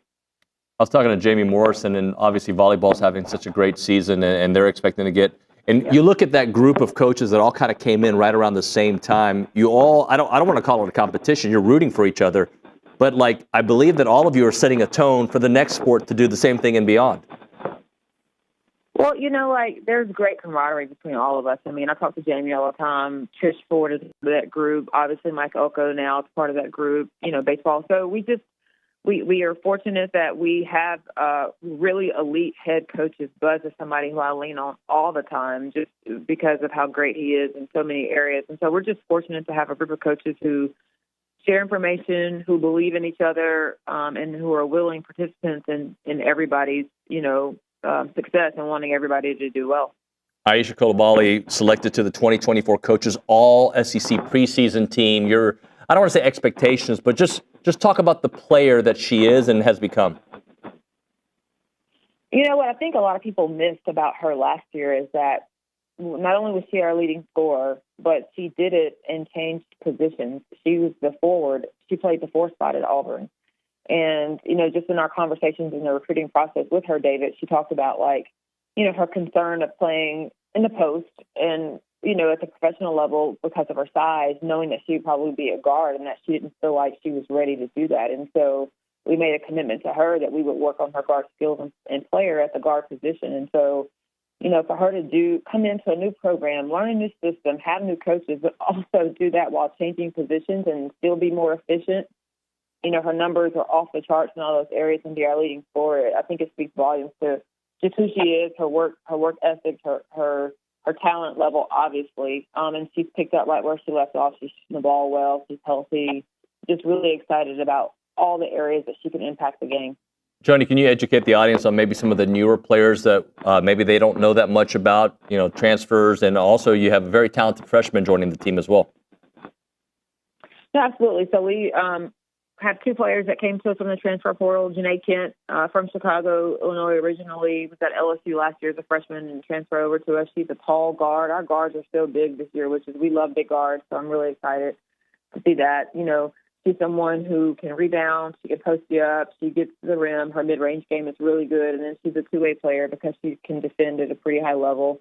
And then we brought in Amira Abdul-Rahim, who transferred to us from SMU. She's originally from Georgia, so she's someone who we've known for a really, really long time, from our time, obviously, in Georgia. And then her brother is Amir Abdul-Rahim, who used to be an assistant coach here under Billy Kennedy and obviously just sadly passed away. So because of our relationship, we've known her for a really long time. But she's someone who is a 4 player. She rebounds, she runs, she can stretch the floor, and just brings that, identity that we need in terms of just speaking our language as someone who has known us for a long time in the locker room and carries that culture. Let's talk a little bit about this upcoming first game, just expectation levels, the hypeness, the 12th man, everything happening. It's going to get started here very, very soon.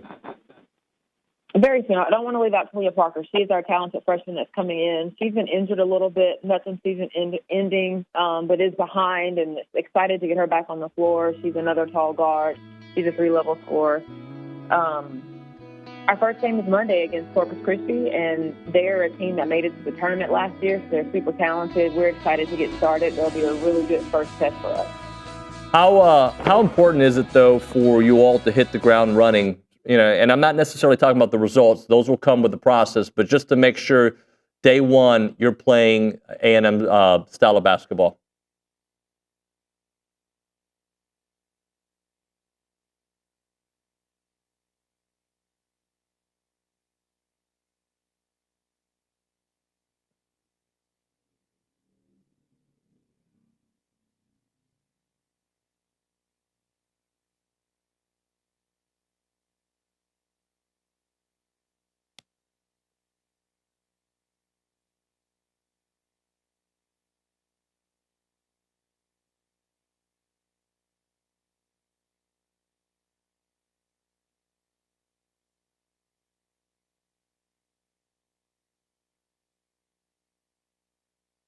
Joni, thank you so much. We'll talk to you very soon. Joni Taylor there on the Boss Firearms Hotline. All right, we'll hit a break here. When we come back on TexAgs Live, Jordan Pugh, Hot Take Jake is coming next on TexAgs Live.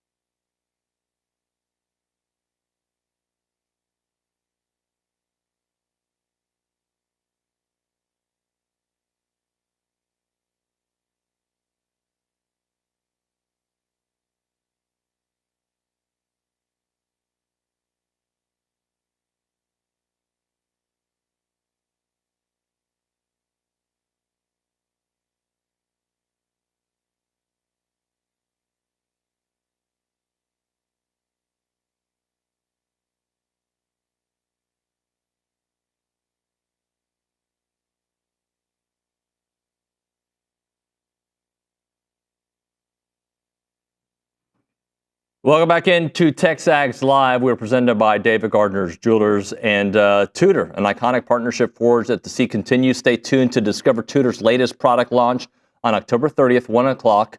Keep your eye out on David Gardner's Jewelers' social media pages to discover the new timepieces and say yes to the ring of a chance to win. Purchase an engagement ring between the 29th and November 2nd and be entered to win a $5,000 back towards your purchase. Must spend a minimum of $5,000. If purchase is less than $5,000, you'll receive up to the amount of your purchase. It is David Gardner's Jewelers and davidgardnersjewelers.com. Let's go to the Boss Firearms Hotline. That is where we find Jordan Pugh. What's up, my man? What's going on, man? How you living down there? We're good. So I know you tweeted you had some hot sports takes or some opinions about what has happened over the last weekend. So I'm going to just give you the floor. It's all yours, my friend. I love how you do this, man. Look, well, one, I'm still on a high from the win, man. I think that was one of the best wins that we've had in program history. It's not because it was a top 10 win. It's the way that we won, and it was the stakes at which we had played at. I think a lot of people are missing that. The way, we talked about it last week, how I said this would be a coaching matchup. This is what it would be. And in that first half, you saw us get out-coached. We got out-coached in the first half. You saw the adjustments that were made in the second half. And then you saw the direction of the game completely flip. Looking at this team, looking at who we are a physical football team. We are a run-first football team. And to watch us impose our will like we did in the second half, that's a different A&M program that we have and then that I've seen in a long time, man. I watched us take away the will to win from LSU. And when I saw that, I think I texted you. I think I said, man, that's a defining win for us. That's huge. And seeing the progression, man, seeing how the team complements each other. We're a defensive-led team with an offensive-led run game. We complement each other well. We play well together on special teams. You see the adjustments that are being made. The hard decision that was made to pull Connor. You're seeing a coach who understands his team, but most importantly, you're seeing a coach who schematically is trying to create the best matchups for our team to win night in and night out. So when I saw that, I said, okay, this is a different program. It's not to say that we're on a national championship run and trend right now, which I think we can be. But, man, seeing that's what you talk about when you say culture. That's what you talk about when you say standard, mindset, all those buzzwords that people like to use. That was big in my book, and I think and I hope that people don't miss what they saw on Saturday. All right, so I asked Jamie something I'm going to ask you, okay? There are pundits, there are former athletes, former professional players, college football players that have this opinion out there. Some of them went to LSU, some went other places, that LSU gave A&M the game as opposed to A&M took the game from LSU. What say you? Well, the ones who gave them away don't know what they're looking at.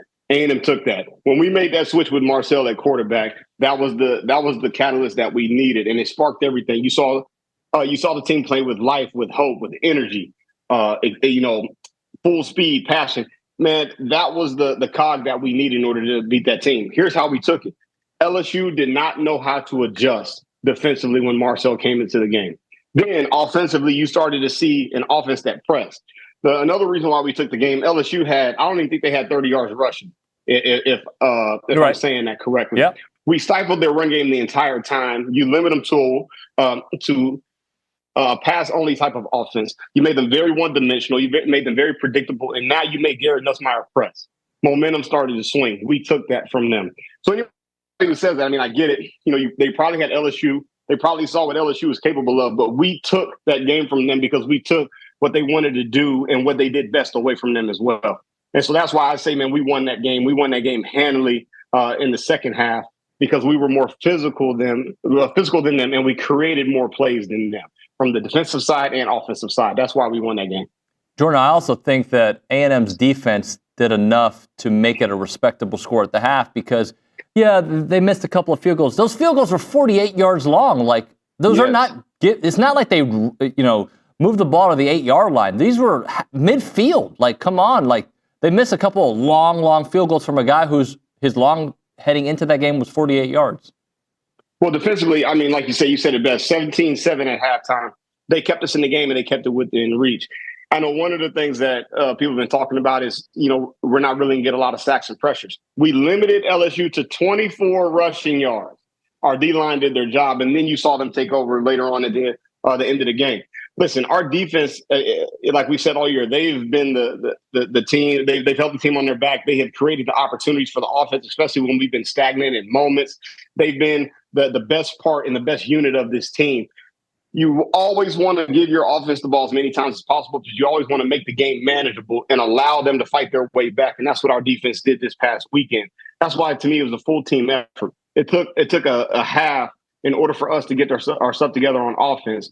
But it was because of the defense not letting the game get away that allowed us to be able to get the spark that we needed. That's what the defense did. The defensive line was dominant. And everybody asked me, well, why?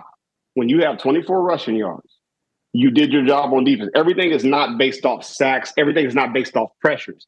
When you limit one part of the offense, you take that away, you make the offense one-dimensional. And then it allows you to mix and match coverages in the back end. And you wonder why we got those picks in the secondary. Because you force LSU to show their hand in that second half. The adjustments made by Elko at halftime were phenomenal. And you saw them play out in the second half. Talking to Jordan Pugh here on TexAgs Live. Do you worry about this offense moving forward being too one-dimensional? No, not if Marcel's the quarterback. Here's what I think. If we're going to make a championship run, so let's start SEC. If we're going to make a championship run, we have got to get better in the pass game. That is obvious. I also think that the way that we want to run our offense is best suited for Marcel and his skill set, what he wants to do. Now, from the pass game, I don't think we helped out Connor a lot in the pass game because everything that I saw was intermediate and above in our pass concepts. We didn't have any type of bailout options for Connor to hit. We had, no flares, no mesh concepts, no sit-down type routes, nothing that can get him out of bad situations. A lot of the sacks, a lot of him holding the ball was our guys trying to get into the routes. And the time it took for the plays to develop, it took forever. And LSU's D-line, South Carolina's D-line, they're too good, they're too elite to be able to hold the ball that long. So we got to be able to have better pass concepts. And I think that's our Achilles heel when it comes to our offense. Now, with that being said, with what Marcel brings, and I texted you this, I said Marcel brings an element that you have to account for and is going to have to make you choose as a defense. As a defense, do I add an additional defender into the box, which means I lose the defender in the pass game? Do I bring a spy down to account for Marcel, which makes us hurt in the run game because now we have a guy who's identifying him solely and he's not necessarily part of the run fit. It makes the defense have to choose. The one thing that happened in that game, Marcel came in, his feet, I don't even think he threw a pass the first two series, if I'm not mistaken. But his feet, man, created an element where LSU had no idea what to do. Now you're forcing the defensive coordinator is being forced to have to choose what type of defense he runs. Do we sit back? Do we pressure? Do we add an extra man to the box? How do we do this thing? But Marcel's feet, they're so good, they're so effective that it opens up the playbook. And then when you see that big pass that he hit down with Noah on that post concept, by Klein allowing him to use his feet, it opened up the one-on-one opportunity. That's where I think Marcel, man, he just fits what I think Klein wants to do best. It opens up too much. There's too many threats. There's too many people that you have to account for. And I think in order for us to be effective and do what we really want to do, he's got to be the guy. Can Connor get right this season? Because he hasn't been right. And if they go with Marcel moving forward, I still think there are scenarios where we'll see Connor. But just is his game flawed? Is it his mind? Is it just as simple as the receivers aren't opening up and the offense maybe is tailored a little bit more to Marcel's skill set? Like, how do we fix the Connor situation? I don't think that Connor, it's not an issue of Connor getting right. That's not the right question. It's the issue of, do we want to change the offense to fit his skill set? We have a 4-game sample size now of Marcel. We have, a 3 or 4 game sample size of Connor. And what we have come to realize that the offense is built around Marcel's skill set. It's not that Connor's a bad quarterback. It's not that he doesn't have the capability or ability. We're looking at a skill set that maximizes the ability of what we're trying to do offensively. All right. And so when you look at that, I think that Marcel is the right fit. Look, I don't think we need to overthink the room here. Through the 4 games that Marcel has played in, has been a factor, and he's been 3-0 as a starter. He's been effective with his feet. He's had big time pass plays. Now our passing game has been the Achilles heel of the offense, but we've had explosive plays in the pass game with Marcel in the game. Why is that? Because he's a dual threat and he's effective with his feet. Makes the defense choose. I just think that what we want to do offensively, the way that Klein wants to run the offense, the things that he wants to do as far as zone concepts, passing concepts, that is best fit with Marcel in the game. Talking to Jordan Pugh here on TexAgs Live. Let's talk about this A&M defense. And it took a little while for them to get to the quarterback. What changed? Yep. Was it just because the Moffitt effect? I know that's a big part of it, but what else potentially? Well, you already know where I stand when it comes to Moffitt and the string coaches. But let's get down to brass tacks. You took away the run. When you took away the run, you knew that they became predictable. Also, when we created the first turnover, all right, and then we scored off of that, all right, that created a momentum, and then that created an effect with us to be able to dial up some pressures, but also to be able to mix in some coverages. And then a lot of the pressures, a lot of the other turnovers that we had were created because Nussmeier didn't see what we had coming. It was a lot of disguising. It was a lot of showing one thing, moving to another. It was a lot of combination coverages where we were taking away the slots. The one issue that we had at the beginning of the game in the first half, we were sitting in single high defenses a lot, whether it was a cover 3 or whether it was cover 1. The reason why they had those big pass plays in the first half is because they were killing us in the seams, those hash marks. So when I say seams, we're talking about the hash marks on defense. A lot of that was based off cover 3 looks that we had, single high type looks. When you go to the second half, we're going to 2-shell looks. We're going to cover 4, bracket type coverages. We were eliminating a lot of the seam routes that they wanted to hit, like they hit in the first half. So when you took that away, when you were dropping linebackers, you're dropping DNs, Nussmeier didn't know what was going on. He started second guessing himself, and that's based off schematics. That's why I say this was a coaching win. More so than the players, this was a coaching win because Elko saw what needed to happen. He made the adjustments, and you saw the defense thrive from that point. Hey, we've talked about a lot of the offense, but we really didn't touch on Le'Veon and Amari and their ability just to out-physical the LSU defense. Yes. Big props to the offensive line. When you look at what we did in the run game, tell me if I'm wrong.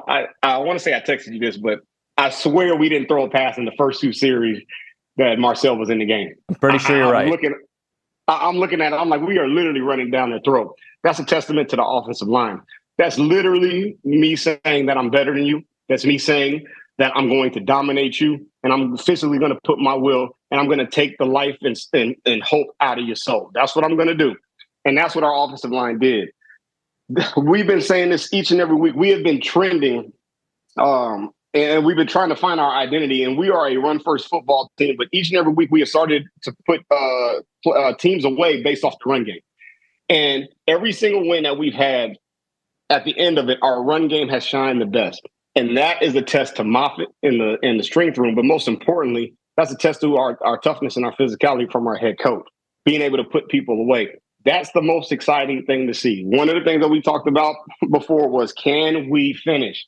We've been in this position before. Can we finish the job? Seeing that on Saturday gave me big time hope, because those are the signs of a program that understand what the task is and they understand the standard. That's what you want to see. All right, so South Carolina this weekend. I'm worried. Jordan, you know this about me. I worry about everything, right? Like I worry about. I am too. But that defense scares me, man. So when you see this matchup, what do you see? I see big time. I see a elite defensive line at South Carolina. So we talked about who should be the starter going into the game. You got to have a mobile guy when you go against South Carolina. Those 2 DNs that they have are NFL bodies, NFL first-round guys. So you're talking about that matchup. They can wreck a game. You're talking about going to South Carolina at a night game. The environment's going to be crazy. It's going to be ruckus.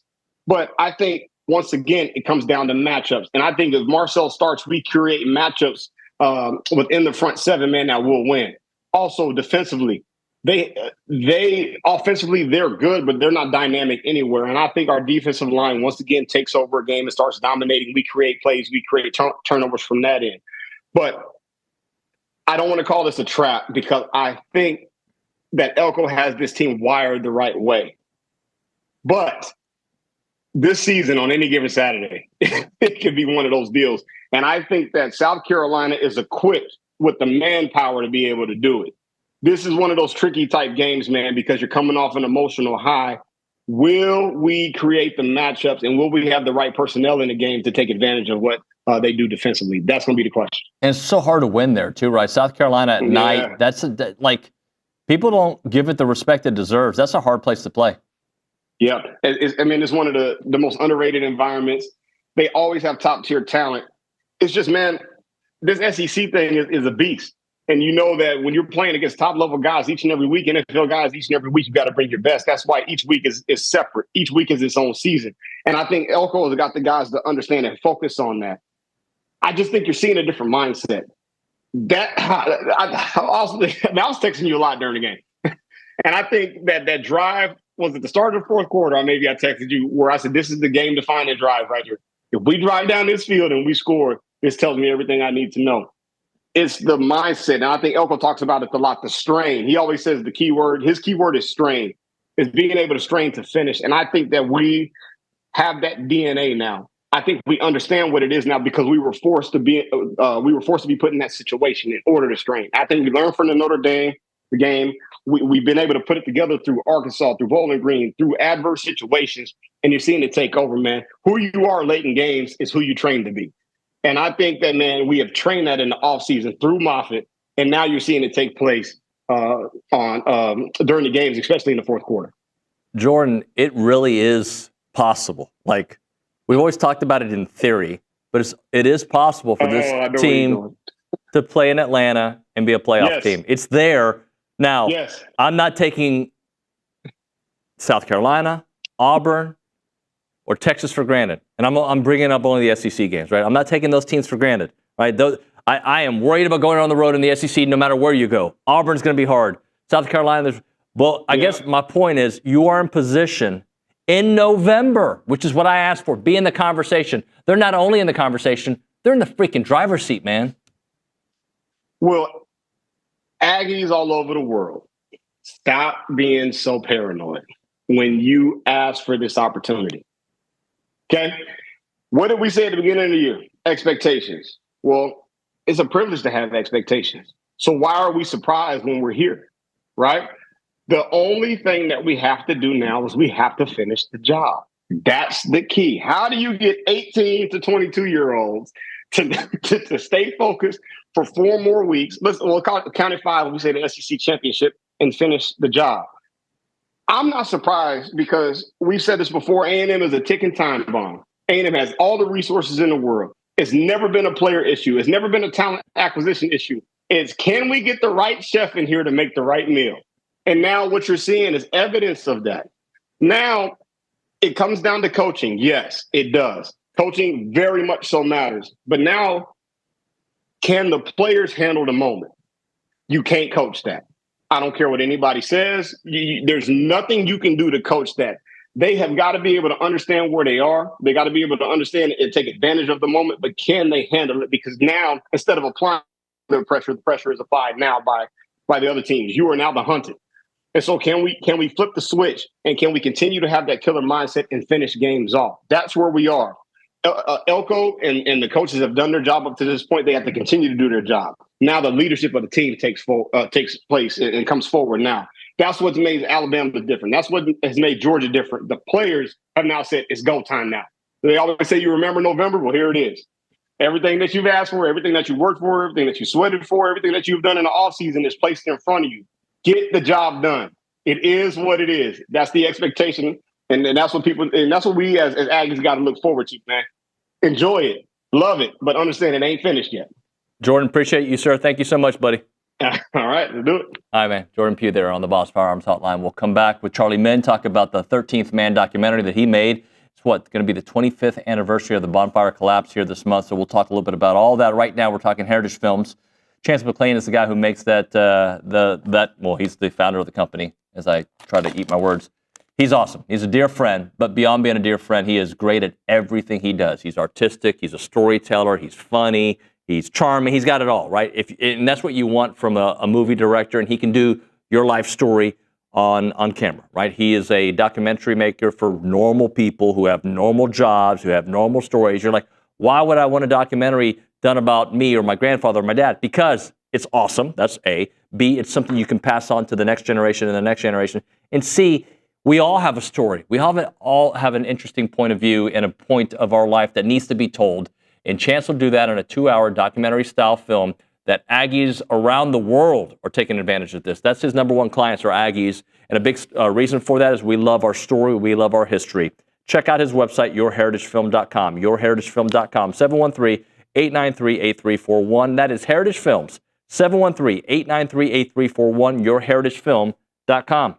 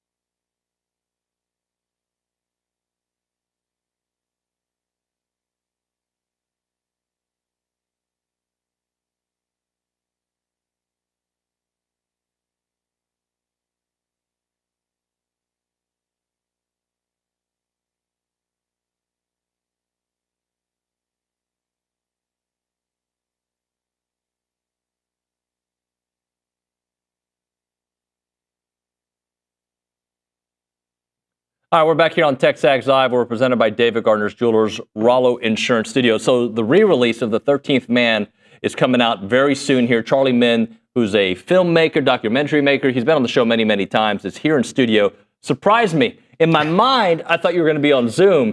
And then I see this man drinking water. I was like, Charlie's in the house. I ran from blocker. Aren't you proud of me, David? Yeah. Well, how long did it take you? Because we're about to find out your steps. It was about maybe 12 minutes. Okay, it should take you 9. I'm kidding.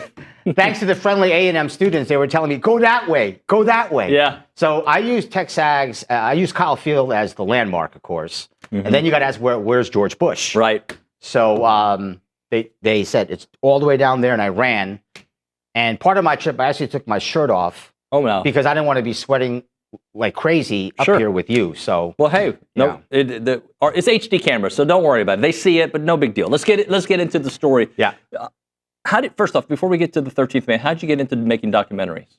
Oliver Stone, he was my everything. From the script Midnight Express, 1978, he won an Oscar. That was the film that inspired me to become a filmmaker.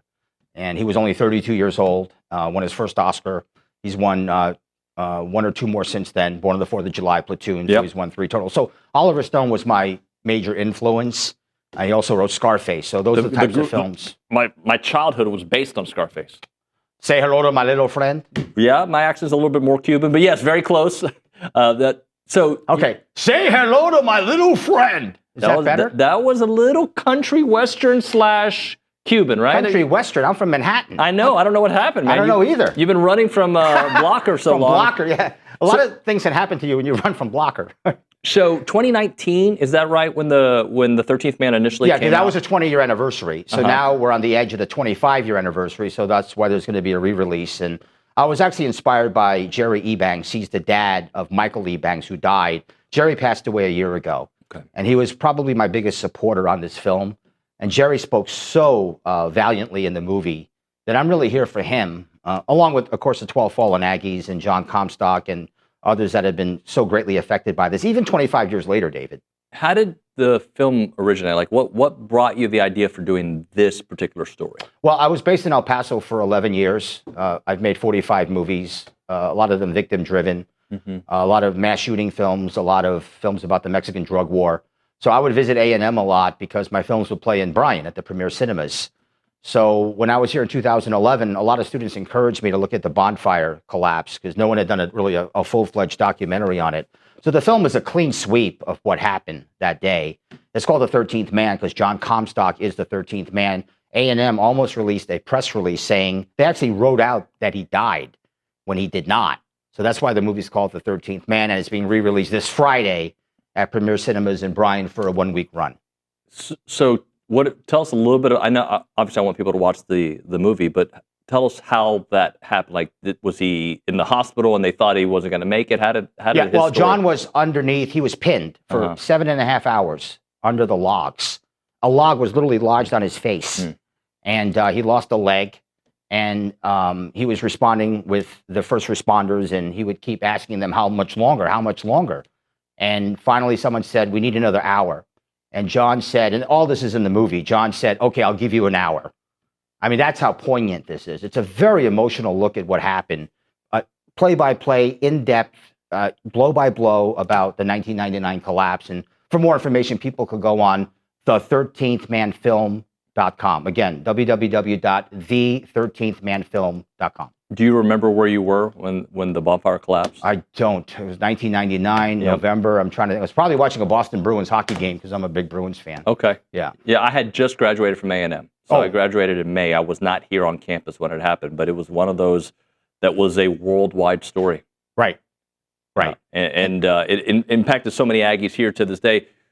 What did you learn about A&M through the process? I mean, did you know a bunch about A&M beforehand? I know you'd been around town, but what did you learn about Aggies? I was a sportscaster in Hattiesburg, and I remember showing highlights of A&M football. Was the quarterback someone named Bucky?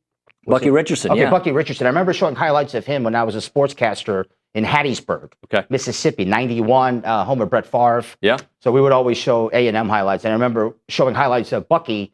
He was also a good running quarterback, if I recall. Correct, right? yeah. I remember he was a gutsy, kind of like a Manziel type. My favorite Aggie football player of all time. Is that right? Yeah. So I remember, I didn't know much about A&M. I mean, I knew that college football was huge. And I just remember showing highlights of Bucky. And he made an impression on me. I said, who's this guy? He's a gutsy little guy that finds a way to make plays. Kind of like Diego Pavia right now of Vanderbilt. So throughout the process, just talk a little bit about the support you got from the families and some of the information that you were able to gather. Yeah, now, of course, this is 20 years later, so it's always harder to find people. But the A&M community was very good, Bryan College Station. And John Comstock was a key cog in all this because he would refer me to some of the other people that were on scene that day, other family members.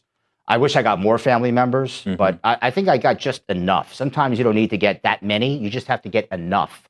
So the movie is a tight 1 hour and 48-minute movie.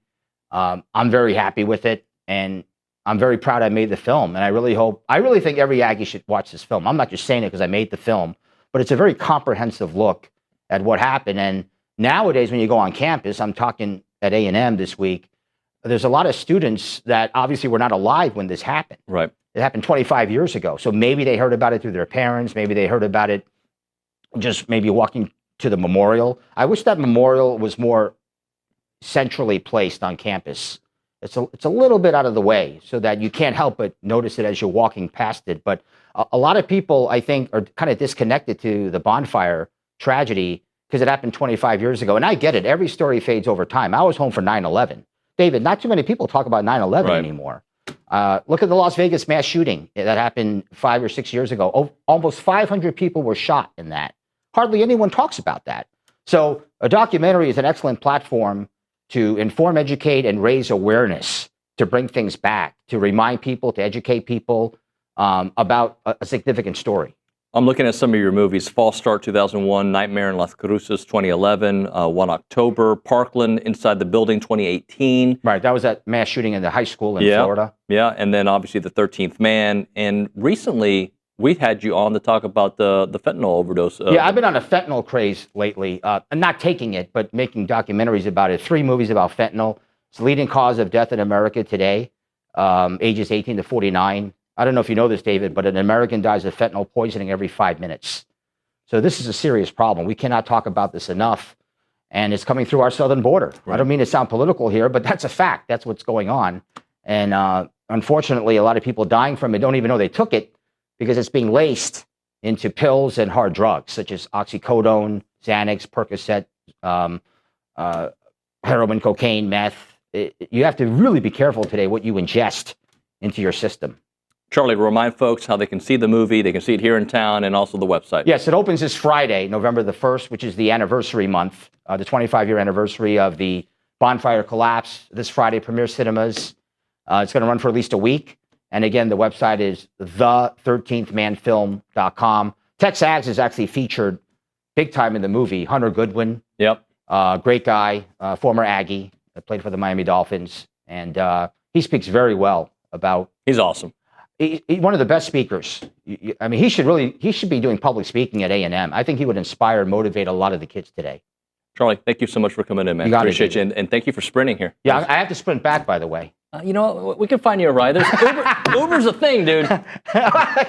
Charlie, thank you very much. You got it. Right now we're talking Rollo Insurance. The difference is real. 15 minutes can save you 15%. 15 minutes can also destroy your life. So some things can wait, but this is probably not one of them. Go to rolloinsurance.com/TexAgs and let your personal agent work for you today. They're an independent insurance company built around educating you on exactly what you're paying for, doing the shopping for you so you can accomplish your insurance goals. They got 60 offices in the great state of Texas, but their headquarters is on Highway 6 right here in College Station. Again, you can call them up, 888-44-ROLLO. That is 888-44-ROLLO.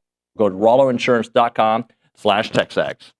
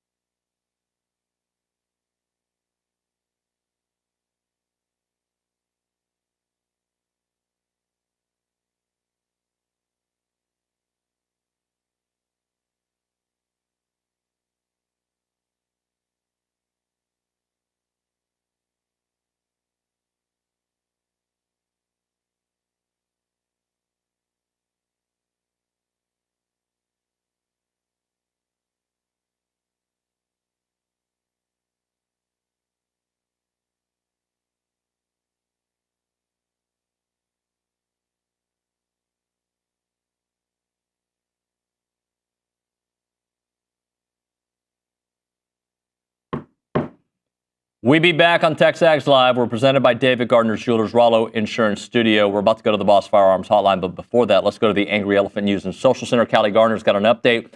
We've got some championships coming our way. Yes, the SEC Cross Country Championships are held in College Station.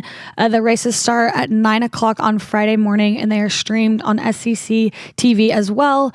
But it is at the Watts Cross Country course in College Station. So that's exciting that we're able to host that here in town. Thank you, Callie. Let's go to the Boss Firearms Hotline. Chris Phillips is joining us here from SEC Unfiltered, who I think I'm allowed to say has been an SEC insider not only SEC insider, a South Carolina insider, but now he's like everybody's insider. Chris Phillips joining us here on the program. What's up, buddy?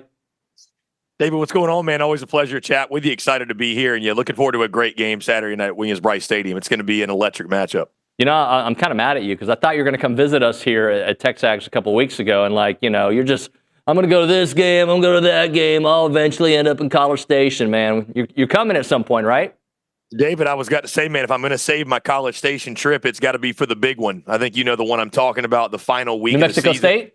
Yeah, New Mexico State, yeah. No, I may Prize Picks may have to break the bank for that one, but no, the plan, man, is to be there for the Lone Star Showdown. So I just felt like looking at the schedule, man, I was certainly considering coming last weekend for the LSU game, but just felt like there's no better matchup, no better time than to see Kyle Field and College Station at its very, very best for a game that hasn't taken place in over a decade, man. So that is the plan right now, to be in College Station and be hanging out with you guys for that game against Texas. All right, let's talk about Kyle Field for a moment, because to me, man, that place was freaking electric against LSU. And I can only imagine what the atmosphere is going to be like on November 30th. Watching it from television, what'd you think of A&M's second half surge against LSU? Well, David, number one, it feels like Kyle Field's one of those places. I don't think TV is going to do it justice for what that environment is, and that's why I'm so excited to experience it firsthand, obviously later this season. But, the crowd, the environment, the atmosphere, the buildup, I think obviously made an impact. But I thought more importantly what made an impact was Texas A&M physically imposing their will in that second half against the LSU Tigers. That was something that jumped out to me. I know we've talked about him a lot, David, but Tommy Moffitt, the impact he's had on this program from a strength and conditioning standpoint, and just the physicality that a Mike Elko coach team brings to the table. And again, you saw that take over in the second half. I thought obviously some big plays defensively, getting Garrett Nussmeier really uncomfortable. We knew he was prone to turning the football over, and for everything that he's done well to this point, he's been a guy that has shown that, you can get the football off him. I thought A&M did a really good job of that. I thought Mike Elko would have a great plan and did. And then obviously, man, Marcel Reed, coming in and being the spark plug for the offense, and only threw two passes, two beautifully thrown balls, and completed them both. But the running ability, just the different dynamic he brings to the offensive side, you couple all that together. I walked away so wildly impressed with A&M outscoring LSU 31-6 in the second half. And, admittedly, David, this from our conversations in the preseason, early season. I was a little hesitant to kind of dive all in and drink the Kool-Aid. I'm doing so now with Texas A&M. This Aggie squad controls their destiny going into the month of November when it comes to SEC championship, college football playoff. All your dreams and hopes and goals are right there in front of you, and I think that says a lot. What a job by Mike Elko and staff, and again, Tommy Moffitt as well on the strength and conditioning side. What they did in that second half, I think, really speaks to the job he's done as well. Chris, if I remember correctly, I think you had A&M as a 7-5 team, maybe an 8-4, but I think 7-5, which is still mathematically possible. I don't think anybody expects that to happen. And I think you had LSU winning this game, and no one's going to hold that against you because those are two evenly matched teams. But there is something special, we're going to talk about South Carolina in a minute because I'm super worried about that game. But regardless of what happens these next few games, I think everybody can say that, this is a different program now with Mike Elko. It's got a different look to it, no doubt, David. I think from the discipline standpoint, from the fundamental standpoint, from the execution standpoint, again, I just mentioned the physical standpoint as well. Again, I think the way they surge in that second half and imposing their will at the point of attack. This program, one of the reasons that, I had some hesitation, David, coming in is because I've seen it before firsthand, the changing of a culture. It takes time. It's just one of those things. There's no substitute for it. It takes time to, instill that in each of your guys, right? Because this is the least Mike Elko roster this is going to look during his time there, right? He's going to recruit, bring in new guys. about 2-3 years from now, it's going to be a full-fledged roster of his guys he recruited from the jump. So that's what another thing that jumps out to me, David, so impressive for him to do this, not necessarily overnight, but it feels that way in his first season. You could see like the buy-in is there. Everyone's on the same page. And when your stars, David, are your best people and your hardest workers, and you've really got something special. And I think that's what you've got with this Mike Elko coach group. And, can't say enough good things about him to this point. Now, again, the challenges, they'll continue to get bigger. The challenges will get greater, keeping the focus going into, you mentioned a hostile environment this weekend at Williams-Brice Stadium. And, we all know what lies down the road, obviously, with some of the big hurdles you've got to overcome. But, yeah, to get to this point, man, to have the buy-in that he's got from that group. And, again, it really does feel like we got to stop talking about Texas A&M in the old light and really embrace this new light and what Mike Elko has brought to this program, because it's different. Well, and I think the same thing can be said about South Carolina. I've told you many times how much respect I have for Coach Beamer. I just think he's cool. I think he's figuring it out, and he's going to figure it out. I look at this defense, man, and look, they're the maybe Notre Dame and South Carolina are the two defensive lines that A&M is going to face that kind of have a A&M vibe to them, right? So talk to me about Kyle Kennard and what has he got, 8.5 sacks, something crazy like that, and just that defensive front that they put together. Yeah, the battle of these front sevens, David, is what I'm most excited about. I think South Carolina and A&M, you hit the nail on the head. They sort of mirror each other in a couple ways, and the front sevens, I think, is one of those. But South Carolina specifically, man, 16th in the country in stopping the run, 13th in the country nationally in total defense. They also feature a pair of fantastic safeties in Jelon Kilgore and Nikki Manwari. Debo Williams is that anchor in the middle of the defense, the linebacker spot. But you mentioned, and David, I give a lot of credit to the folks in Columbia for putting their means together. Obviously, the collective had a lot to do with it, but going out and getting the talent necessary. I mean, that's been people have asked me, what's changed? Is it coaching? Is it this?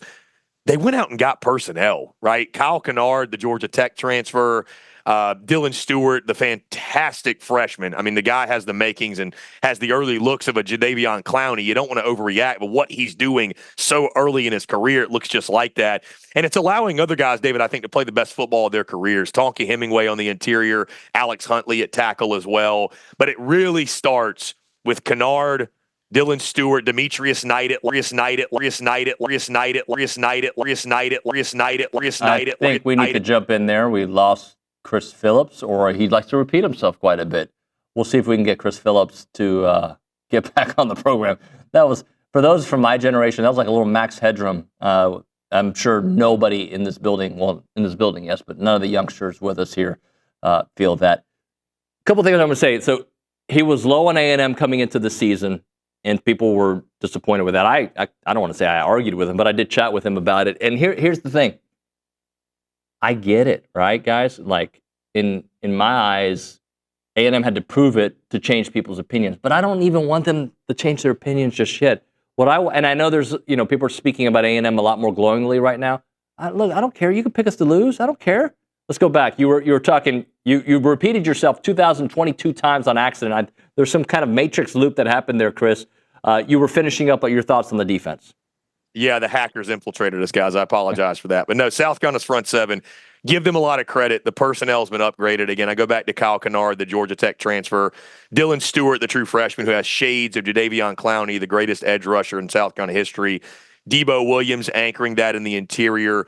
I think it's allowing guys, too, returners from last year to play their best football. Tonka Hemingway on the inside, Alex Huntley at tackle. Demetrius Knight has also been a great pass rusher for them as well. So, I mean, you look at the defense, 16th in rush defense, 13th nationally overall. They also feature a pair of great safeties with Eamon Worry and Jelon Kilgore in the back end. And, when you have a front seven like that, David, it gives you a chance in every single ball game. Certainly it'll give South Carolina a chance on Saturday night. And with the offense, the way it's been still coming along, with a young quarterback, they've had to lean on that defense. But they've been great on that side. Again, I give the folks down there a lot of credit for upgrading the personnel. And Travian Robertson, the former Gamecock great as well, who's the defensive line coach. Not surprised to see him with his mentor being the late, great Brad Lawing, getting them in gear and having the type of season they are. So it's going to be a battle, David, of two great defensive fronts and who's able to cause more havoc on the opposing quarterback and which opposing quarterback's able to handle that. I think that's going to go a long way in determining the win of this game. I've watched a little bit of Lenore Sellers. Super impressed with him. The stats look really good, too. Only 4 interceptions, 5 touchdown passes. I know you'd like to see a higher number there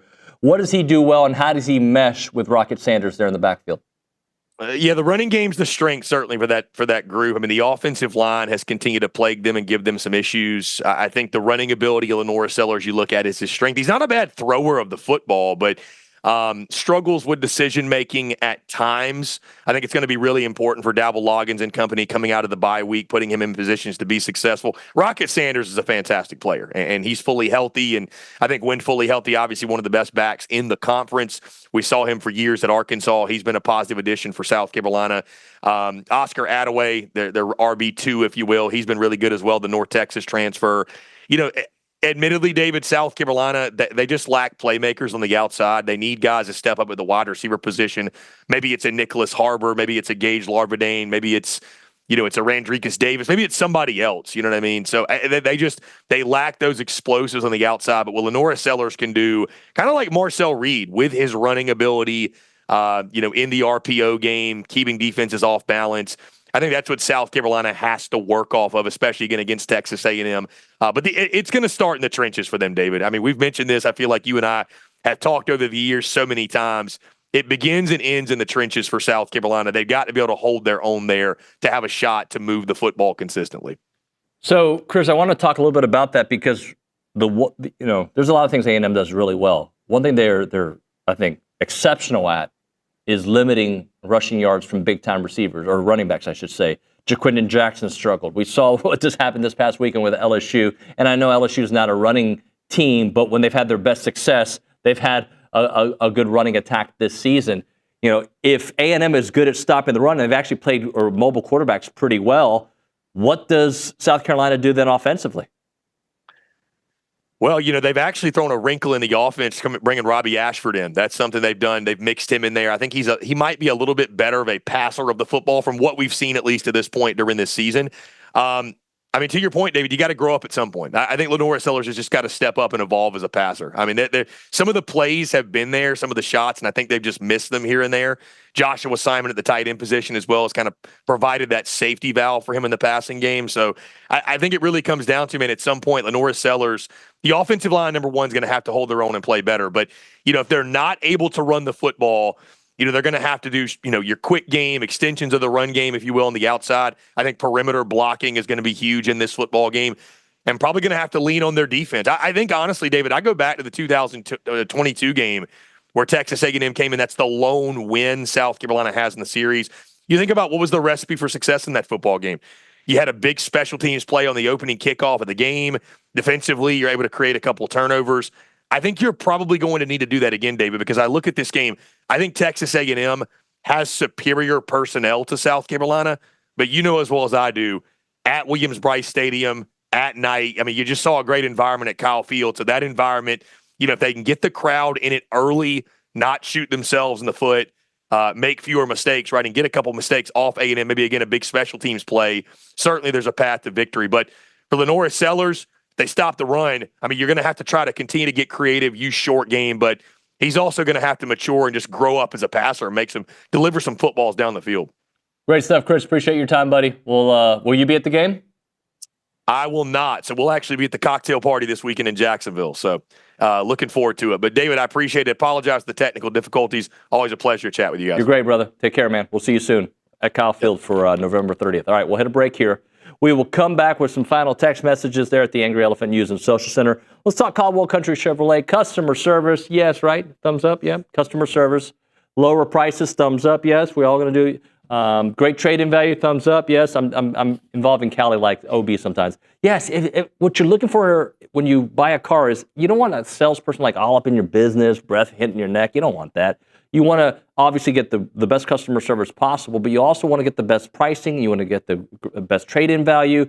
And, of course, you want that repeat customer service after you buy the vehicle, because the worst thing is when you buy something, anything expensive, right, and they treat you great, and then once you buy it, you're out the door, they're like, I'm done, I don't have to help him. That's not how they work at Caldwell Country Chevrolet. What they want to do is give you the best customer service, because that's what they pride themselves on. That includes complimentary pickup and delivery for service customers. That includes complimentary oil changes for the life of your vehicle as long as you own that Caldwell Country vehicle. It is Caldwell Country. We're talking about a 15-minute drive, the edge of Bryan to the beginnings of Caldwell. Short conversation away. and you'll see experience the difference when you step on the lot and do business with the great people there at Caldwell Country Chevrolet. Highway 21 in Caldwell, online, caldwellcountrychevrolet.com.